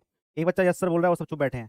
अब चुप का तो कोई भाई, कोई मेरे पास कोई भी सोल्यूशन नहीं है। यदि आप चुप बैठ रहेंगे तो कुछ पूछोगे तो मैं बता पाऊंगा। WS आपने बाहर ले लिया, 1 - 1/GS। काउंटर तो कट गया, ये बचा आपके पास। तो क्या आपके पास यहाँ से वेट ऑफ सॉलिड आ गया? क्या वेट ऑफ सॉलिड को आप यहाँ पे कैलकुलेट कर सकते हैं? क्या हो जाएगा wait of solid? GS - 1/GS। यदि आप WS की बात करेंगे तो WS मेरे पास क्या हो जाएगा? Wait of solid, weight of solid मेरे पास हो जाएगा, वेट ऑफ सॉलिड मेरे पास हो जाएगा GS - 1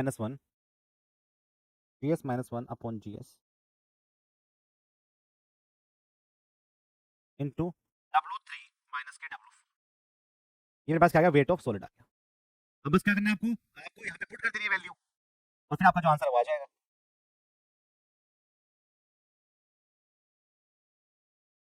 बोलो भाई, कर सकते हो क्या? कर लो अब इसको, कर ही सकते हो, क्या करोगे यहाँ पे? वोट करने में बस क्या हो जाएगा? वोट करने में बस हो जाएगा W2 - के W1 divide by wait of solid minus के 1। तो वाटर कंटेंट में बस हो जाएगा W2 - के W1 divide by wait of solid. Weight of solid मेरे पास कितना हो जाएगा? GS - 1 ये होगा मेरे पास weight of solid. W3 - W4, W3 - W4 -1। देख लीजिए जरा।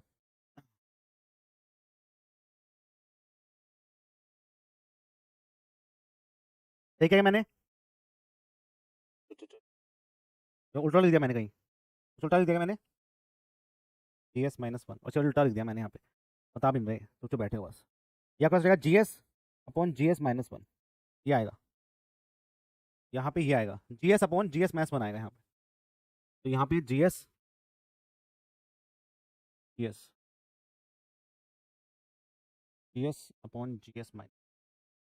ये आ गया।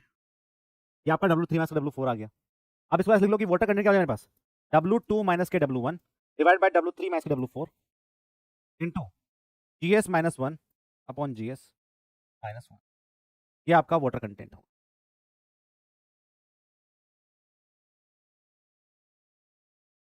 बोलिए आंसर से भी कहा कि water content equals to W2 minus W1 upon W3 minus W4 GS minus 1 upon GS minus 1 से यहाँ पे आप वैल्यू को कैलकुलेट कर सकते हैं।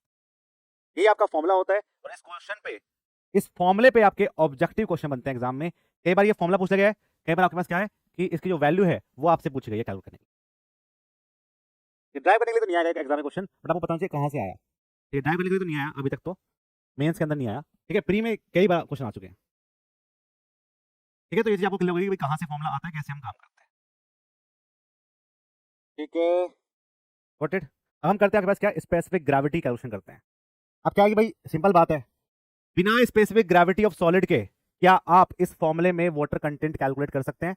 नहीं कर पाएंगे। अब करते हैं क्या, अब निकालते हैं आपके पास स्पेसिफिक ग्रेविटी ऑफ सॉलिड के calculation of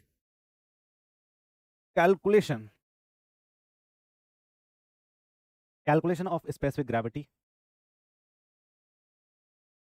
calculation of specific gravity, calculation of specific gravity, calculation of specific gravity by pycnometer, ठीक है, बाय पाइक्रोमीटर मेथड से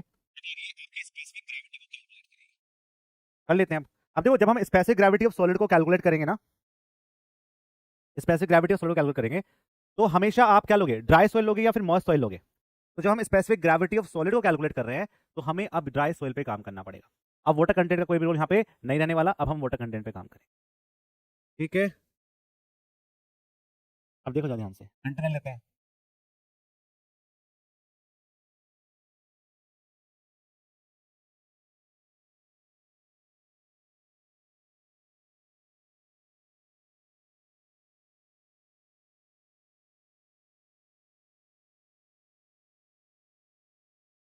सारे कंटेनर्स की जो साइज है वो सेम है, ठीक है। तो देख लेना, साइज साइज सेम होंगे।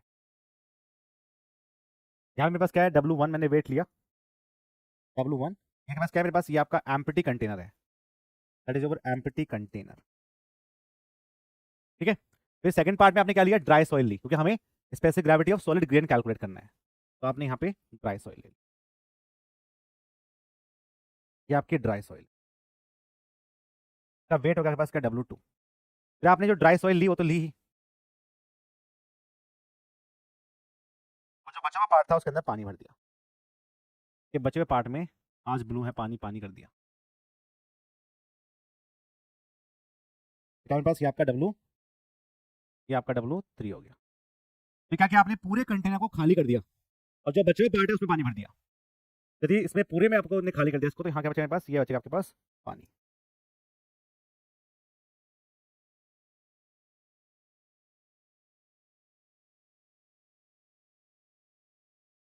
मेरे पास ये आपका W4 हो गया, that is over W4,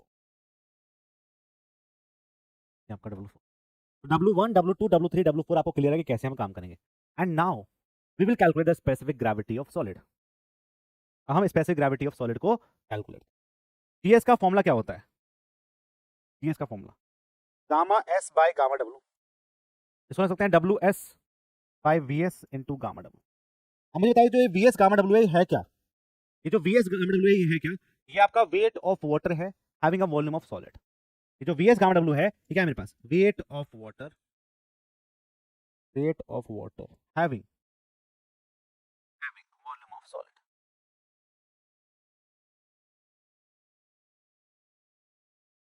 wait of water having volume of solid, volume of solids के रिस्पेक्ट में वेट ऑफ वाटर को कैलकुलेट करना, ये हम काम करते हैं। तो this is called the weight of water having a volume of solid, इस पे काम किया जाता है।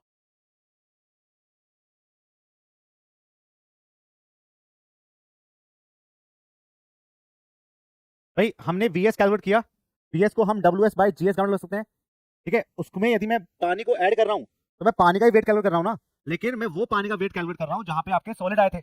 सिंपल कॉन्सेप्ट यही तो है भाई, VS मेरे पास क्या है, वॉल्यूम ऑफ सॉलिड है। उसमें मैंने गामा डब्ल्यू मल्टीप्लाई करी, उसका मतलब यही तो हुआ कि जो वॉल्यूम ऑफ सॉलिड मेरे पास आए थे उसको हटा दो और पानी ऐड कर दो, जितना सॉलिड आपके पास था उतना ही। ये आपका वीएस गामा डब्ल्यू होता है। अब जो डब्ल्यू एस है मेरे पास, वेट ऑफ सॉलिड, वो कैसे निकलेगा? ये आपकी ड्राई सॉइल है, आपने इसमें से एंट्रैप्ड एयर को बाहर निकाल दिया होगा। कैसे निकाला होगा मुझे नहीं पता, निकाल दिया बाहर।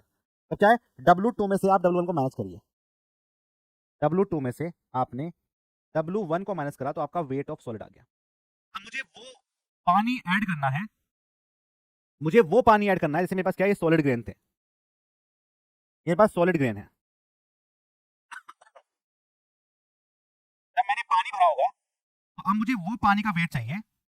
यदि मैं इन सॉलिड ग्रेन को हटाऊं और इसमें पानी को ऐड करूं, मुझे उसका वेट चाहिए। उसका वेट कैसे निकलेगा? पहले आप क्या करिए, W4 में से W1 को माइनस कर दीजिए, W4 में से W1 को माइनस कर दीजिए। तो क्या बचा मेरे पास? W4 में से W1 को माइनस करा तो सिर्फ पानी बचा, इतने पार्ट में पानी।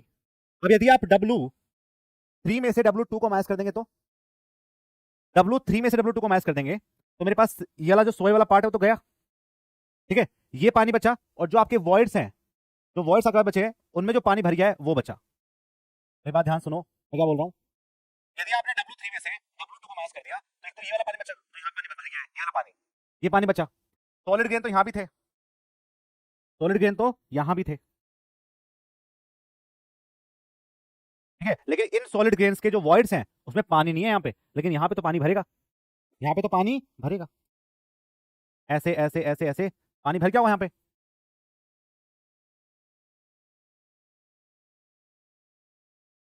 यहाँ पे पानी भर गया होगा, यहाँ पे पानी ऐसे भर गया होगा, ऐसे पानी भर गया यहाँ पे। तो W3 में से यदि आपने W2 को माइनस किया तो आपका ये वाला वेट तो गया, बचा पानी, ये वाला वेट गया, और जो यहाँ पे आपने पानी भरा हुआ है वो आपने यहाँ पे माइनस कर दिया, वो आपने यहाँ पे माइनस कर दिया। तो अब यदि मैंने निकाल लिया यहाँ पे W3 माइनस के W2, तो देखो ध्यान से, ये पानी और ये पानी। अब यदि मैं इसमें से इसको माइनस करूंगा तो सिर्फ आपका ये वाला पानी बच जाएगा जहां पे आपका सिर्फ सॉलिड ग्रेन था। मेरी बात ध्यान से, मैं क्या बोल रहा हूँ, W3 में से W2 को माइनस करोगे तो कौन कौन सा पानी बचेगा? एक तो ये पानी बचेगा, और जो आपके वर्ड्स बच रहे हैं वो वाला पानी बचेगा, उसको भी आप माइनस कर दीजिए इसमें से, W4 में W1 में से, तो पूरे में पानी, ये वाला पानी गया। अब जो वॉइड्स थे वो वाला पानी भी गया। अब जो आपके सॉलिड ग्रेन बचे हुए थे, इनकी जगह जो पानी आया वही हमें कैलकुलेट करना है, PS गामा डब्ल्यू, और वही हम यहाँ पे कैलकुलेट कर रहे हैं, और यही आपका फॉर्मूला होता है। तो वाटर कंटेंट का जो फॉर्मूला होता है वो आपका होता है W2 माइनस के W1 divided by W4 minus के W1 माइनस W3 माइनस के W। यही हमें आपके वाटर कंटेंट को कैलकुलेट, मतलब specific gravity, not water content, this is specific gravity. यहीं से हम आपकी स्पेसिफिक ग्रेविटी को कैलकुलेट कर सकते हैं।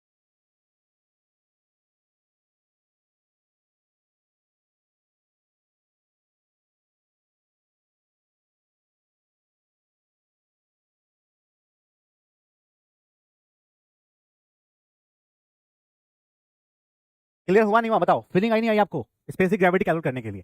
ये दोनों ही क्वेश्चन आपके एग्जाम में आते हैं for the objective point of view, objective point of view से आपसे दोनों चीजें पूछी जाएंगी।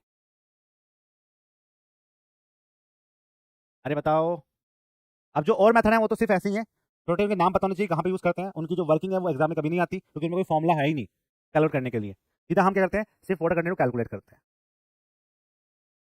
W2 माइनस के W1 नहीं होगा, W3 माइनस के W2 होगा बेटा, W3 माइनस के W2 होगा, W3 माइनस के W2, W3 माइनस के W2, ये मैंने गलती से लिख दिया, सॉरी फॉर दिस, ये होगा।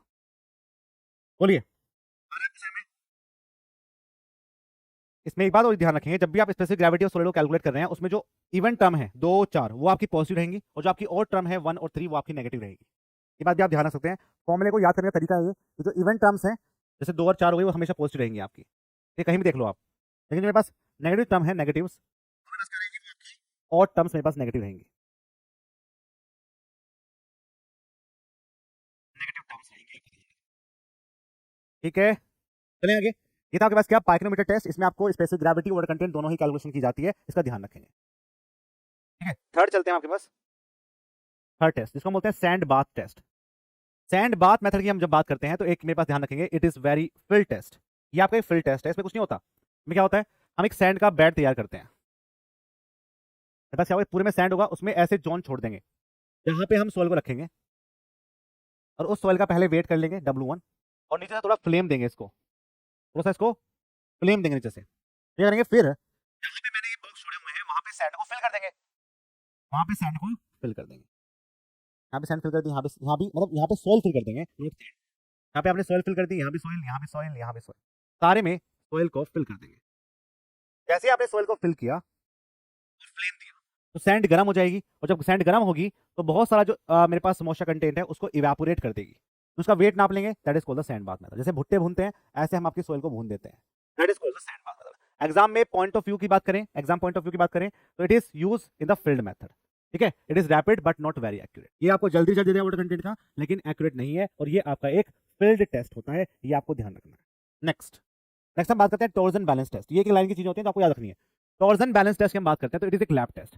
टॉर्जन बैलेंस एक लैब टेस्ट होता है जो उन सॉइल के लिए यूज किया जाएगा जो सॉइल आपके एटमॉस्फेयर की मॉइस्चर कंटेंट को पकड़ लेता है। मतलब यदि ये आपका सॉइल मास है,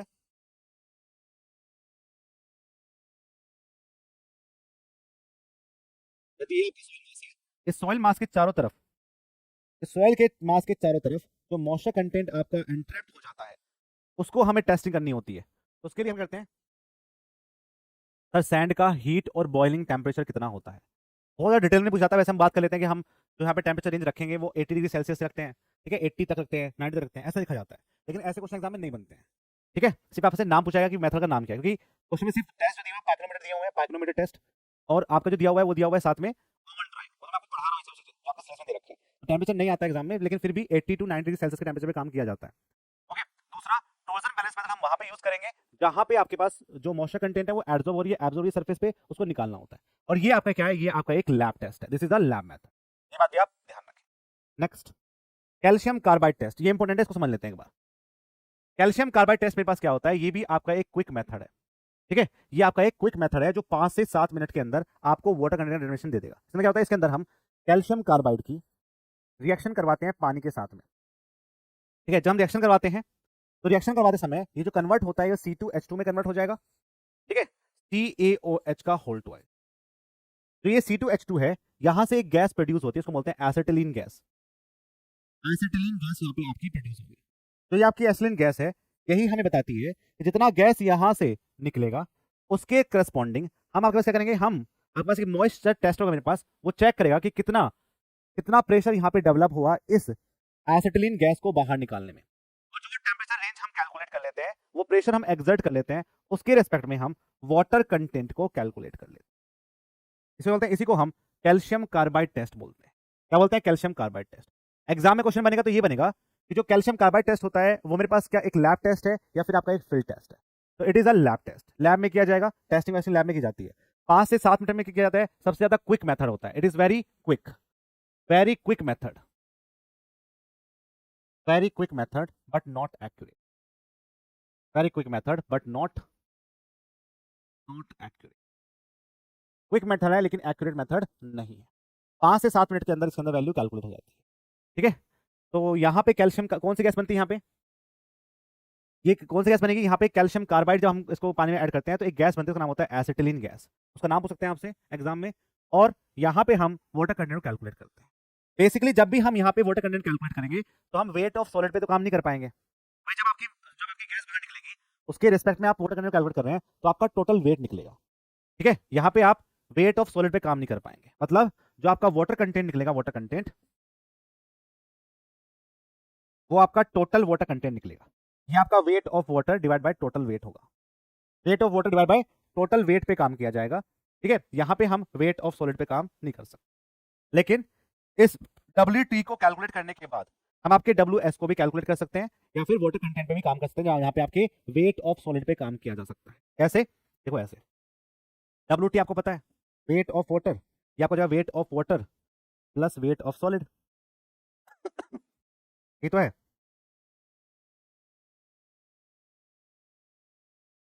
देखिए ध्यान से, ये आपका वेट ऑफ वाटर है, ये आपका weight of water, weight of water plus के वेट ऑफ सॉलिड, ठीक है। आप एक काम करिए, ऊपर नीचे वेट ऑफ सॉलिड से डिवाइड दे दीजिए, किससे, वेट ऑफ सॉलिड से। हम क्या करेंगे, हम करेंगे इसको wait of water, weight of solid divide by weight of water, weight of solid plus के 1। तो जो wait of water divide bye the weight of solid होता है वो क्या होता है? क्या ये आपका वाटर कंटेंट नहीं होता? क्या ये आपका वाटर कंटेंट नहीं होता? +1 इज इक्वल्स टू WT। ये आपका WT होगा। यदि आपको WT पता है तो आप क्या यहाँ पे वाटर कंटेंट, ये जो W आया यहाँ पे, ये W क्या है मेरे पास? ये W आपका weight of water divide by weight of, मतलब सॉलिड के रिस्पेक्ट में कैलकुलेट करेंगे आप। ठीक है, जब हम ये टेस्ट करते हैं, ध्यान सुनिए मेरी बात, मैं क्या बोल रहा हूँ, एसिटिलीन गैस प्रोड्यूस होगी, वहां से हम आपके वाटर कंटेंट को कैलकुलेट करेंगे, लेकिन जो हम वाटर कंटेंट कैलकुलेट करेंगे ना, वो आपका टोटल वेट के रिस्पेक्ट में कैलकुलेशन देगा। जब ये आपके टोटल वेट के रिस्पेक्ट में कैलकुलेशन देगा ना, तो हम यहाँ पे बोल नहीं पाएंगे ये चीजें कि भाई आपका वेट ऑफ सॉलिड कितना है कितना नहीं है। तो क्या करते हैं हम यहाँ पे, एक बार टोटल वेट को कैलकुलेट कर लीजिए, टोटल वेट के रिस्पेक्ट में वाटर कंटेंट कैलकुलेट कर लीजिए। इससे हम आपके वो वाटर कंटेंट कैलकुलेट कर सकते हैं जो आपके वेट ऑफ सॉलिड के रिस्पेक्ट में होगा, यदि मुझे टोटल वेट के रिस्पेक्ट में WT पता है तो यहां से हम ये वाटर कंटेंट को कैलकुलेट कर सकते हैं। ये काम होता है क्योंकि हमें इंडिविजुअली या फिर लास्ट में यही तो चाहिए, तो क्या करेंगे हम टोटल वेट के रिस्पेक्ट में क्या करेंगे, हमें तो ये चाहिए, तो इसको भी हम कैलकुलेट कर सकते हैं बाद में, ये ध्यान रखें। ठीक है, बताइए कोई डाउट है इसमें तो जल्दी से।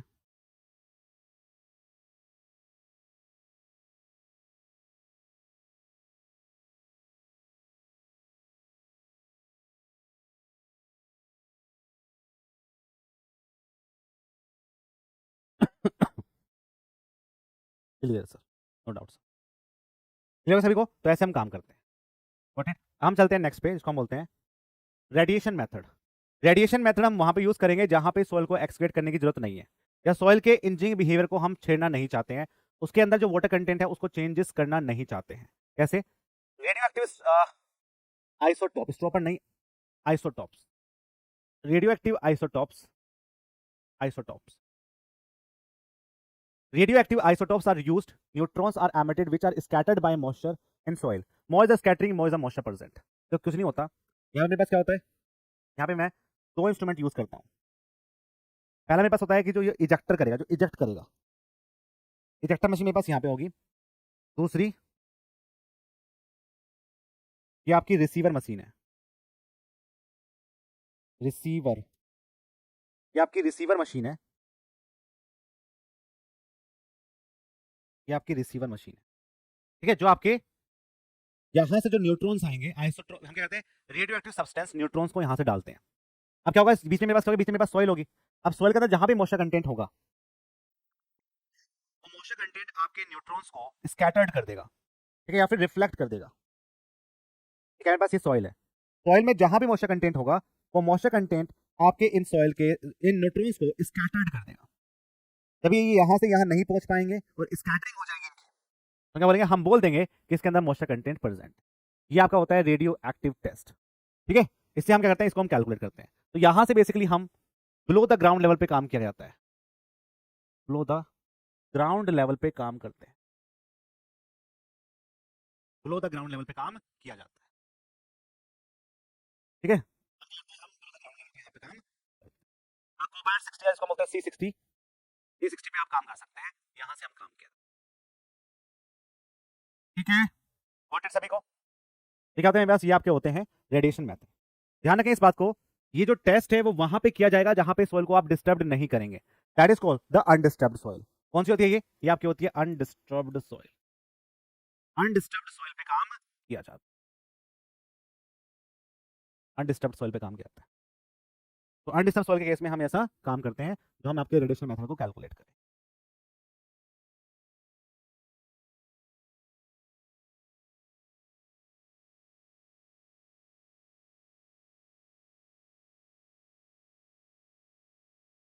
बोलिए, अब जो क्या है कि अब हम देख लेते हैं कि हमने जो ये पढ़े टेस्ट, इसमें हमें क्या कंक्लूजन मिला, कंक्लूजन क्या मिला। उससे पहले आप एक अल्कोहल टेस्ट पढ़िए, उससे पहले आप एक अल्कोहल टेस्ट पढ़िए। अल्कोहल टेस्ट भी हम यूज करते हैं। ठीक है, इसके अंदर बेसिकली हम मिथाइल अल्कोहल को यूज करते हैं। क्या यूज करते हैं, मिथाइल अल्कोहल, मिथाइल अल्कोहल को यूज किया जाता है जो आपके सॉइल को जल्दी ड्राई करता है। ठीक है, तो क्या करते हैं हम इसके अंदर ड्राइंग सब्सटेंस डालते हैं, ड्राइंग सब्सटेंस, ड्राइंग सब्सटेंस डालेंगे जो आपको ये कैलकुलेट देगा कि भाई मेरी जो सॉइल है वो कैसे ड्राई हुआ, या कितनी जल्दी ड्राई हो सकता है। ठीक है, लेकिन ध्यान रखेंगे इस बात को, जब हम मिथाइल अल्कोहल को यूज करते हैं तो हम इस बात का ध्यान रखेंगे सॉइल के अंदर कोई भी जिप्सम ना हो या फिर कोई भी ऑर्गेनिक कंपाउंड ना हो। यदि ऐसा पाया गया तो जो मिथाइल अल्कोहल है वो इन रिएक्शन कर देता है, उनको डिकम्पोज कर देता है, उससे आपके जो सोइल का कलर चेंज हो जाएगा। तो हम नहीं चाहेंगे कि जो सोइल है उसका कलर चेंज हो, इसे हम बोल देते हैं कि भैया अल्कोहल मेथड को आप यूज करिए, ये आपका एक अच्छा मेथड हो सकता है, लेकिन ये फील्ड टेस्ट है, और इस फील्ड टेस्ट के अंदर हम तभी यूज कर पाएंगे जब सोइल के अंदर कोई भी ऑर्गेनिक कंपाउंड ना हो, कोई भी जिप्सम ना हो, या फिर कोई भी कैल्शियम कंपाउंड ना पाया जाए, वहां पे हम इसको यूज करेंगे। ठीक है, इस बात का ध्यान रखें। अब जो क्या है कि हमने जो पढ़ा उसको हम एक बार रिवाइज कर लेते हैं। एग्जाम में जो ऑब्जेक्टिव क्वेश्चन बनते हैं वो ऐसे बनते हैं, ऑब्जेक्टिव क्वेश्चन जो बनेंगे वाटर कंटेंट डिटर्मिनेशन से। वाटर कंटेंट मैं क्वेश्चन पूछूंगा, आप जवाब दोगे। Water content determination, determination. पहला क्वेश्चन, जब आप ओवन ड्राइंग करते हैं, ओवन ड्राइंग करते हैं तो टेम्परेचर रेंज क्या है, टेम्परेचर रेंज क्या होती है? पहला क्वेश्चन तो ये बनेगा, आप सब जवाब देंगे। दूसरा, क्या ये आपका एक लैब टेस्ट है, क्या एक लैब टेस्ट है? खत्म।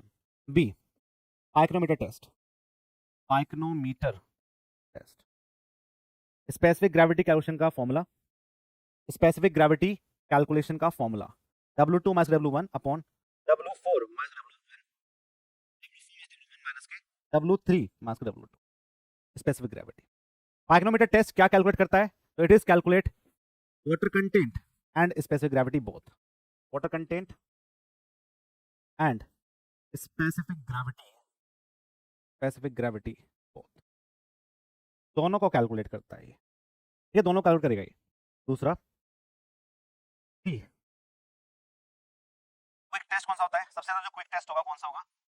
क्विक टेस्ट वो होता है आपके पास क्या? Calcium carbide test, calcium carbide test आपका सबसे ज्यादा एक्यूरेट होता है।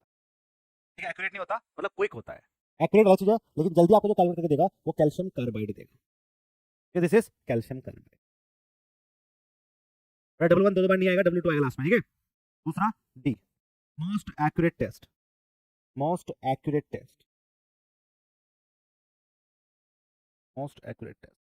सबसे ज्यादा जो एक्यूरेट टेस्ट है वो कौन सा होता है? वो आपका ओवन ड्राई मेथड होता है। दिस इज ओवन ड्राई,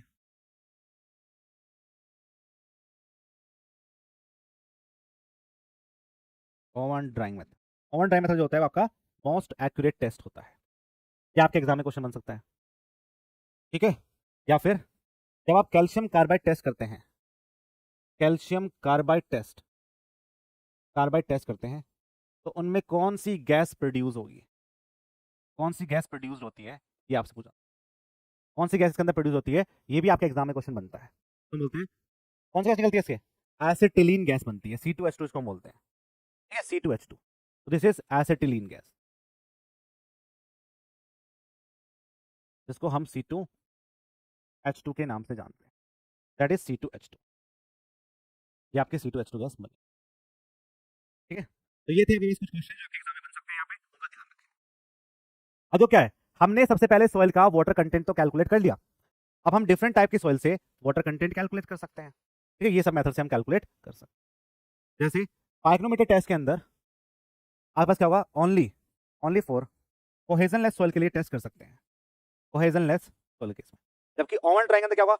कैसे टाइप की सॉइल हो, चाहे क्या हो, चाहे आपके पास कोहेजनलेस हो, चाहे आपके पास कोहेसिव सॉइल हो, उन दोनों केस में क्या करेगा? वाटर कंटेंट को कैलकुलेट कर देगा। लेकिन कुछ मेथड में नहीं कर पाते। तो अब क्या होगा? अब जो सेकंड टर्म है वो ये है कि हमें अपने सॉइल का यूनिट वेट भी पता होना चाहिए। अब मैंने बोला कि गामा टी निकालो, गामा एस निकालो, गामा डी निकालो, and how to calculate this unit weight. Unit weight को कैलकुलेट करने के भी आपके क्या होते हैं? डिफरेंट टाइप के मेथड्स होते हैं। तो लिखेंगे next heading, determination of unit weight of soil. ये तो हमने कर लिया था क्वेश्चन। ठीक है, तो लिखेंगे determination of, determination of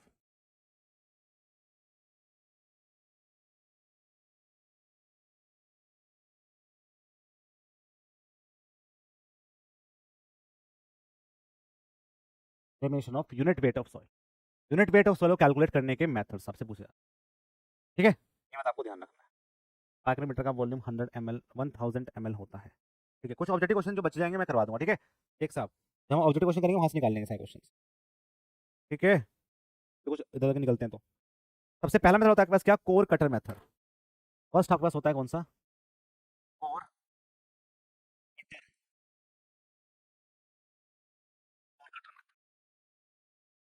second मेरे पास क्या होगा? कोर कटर मैंने यहाँ से निकाल लिया। दूसरा मेरे पास water displacement method. Water water displacement method, water displacement head core cutter method हो गया। वाटर डिस्प्लेसमेंट मेथड की बात कर दी हमने यहाँ पे, ठीक है। फिर बात करेंगे sand replacement method, sand replacement method,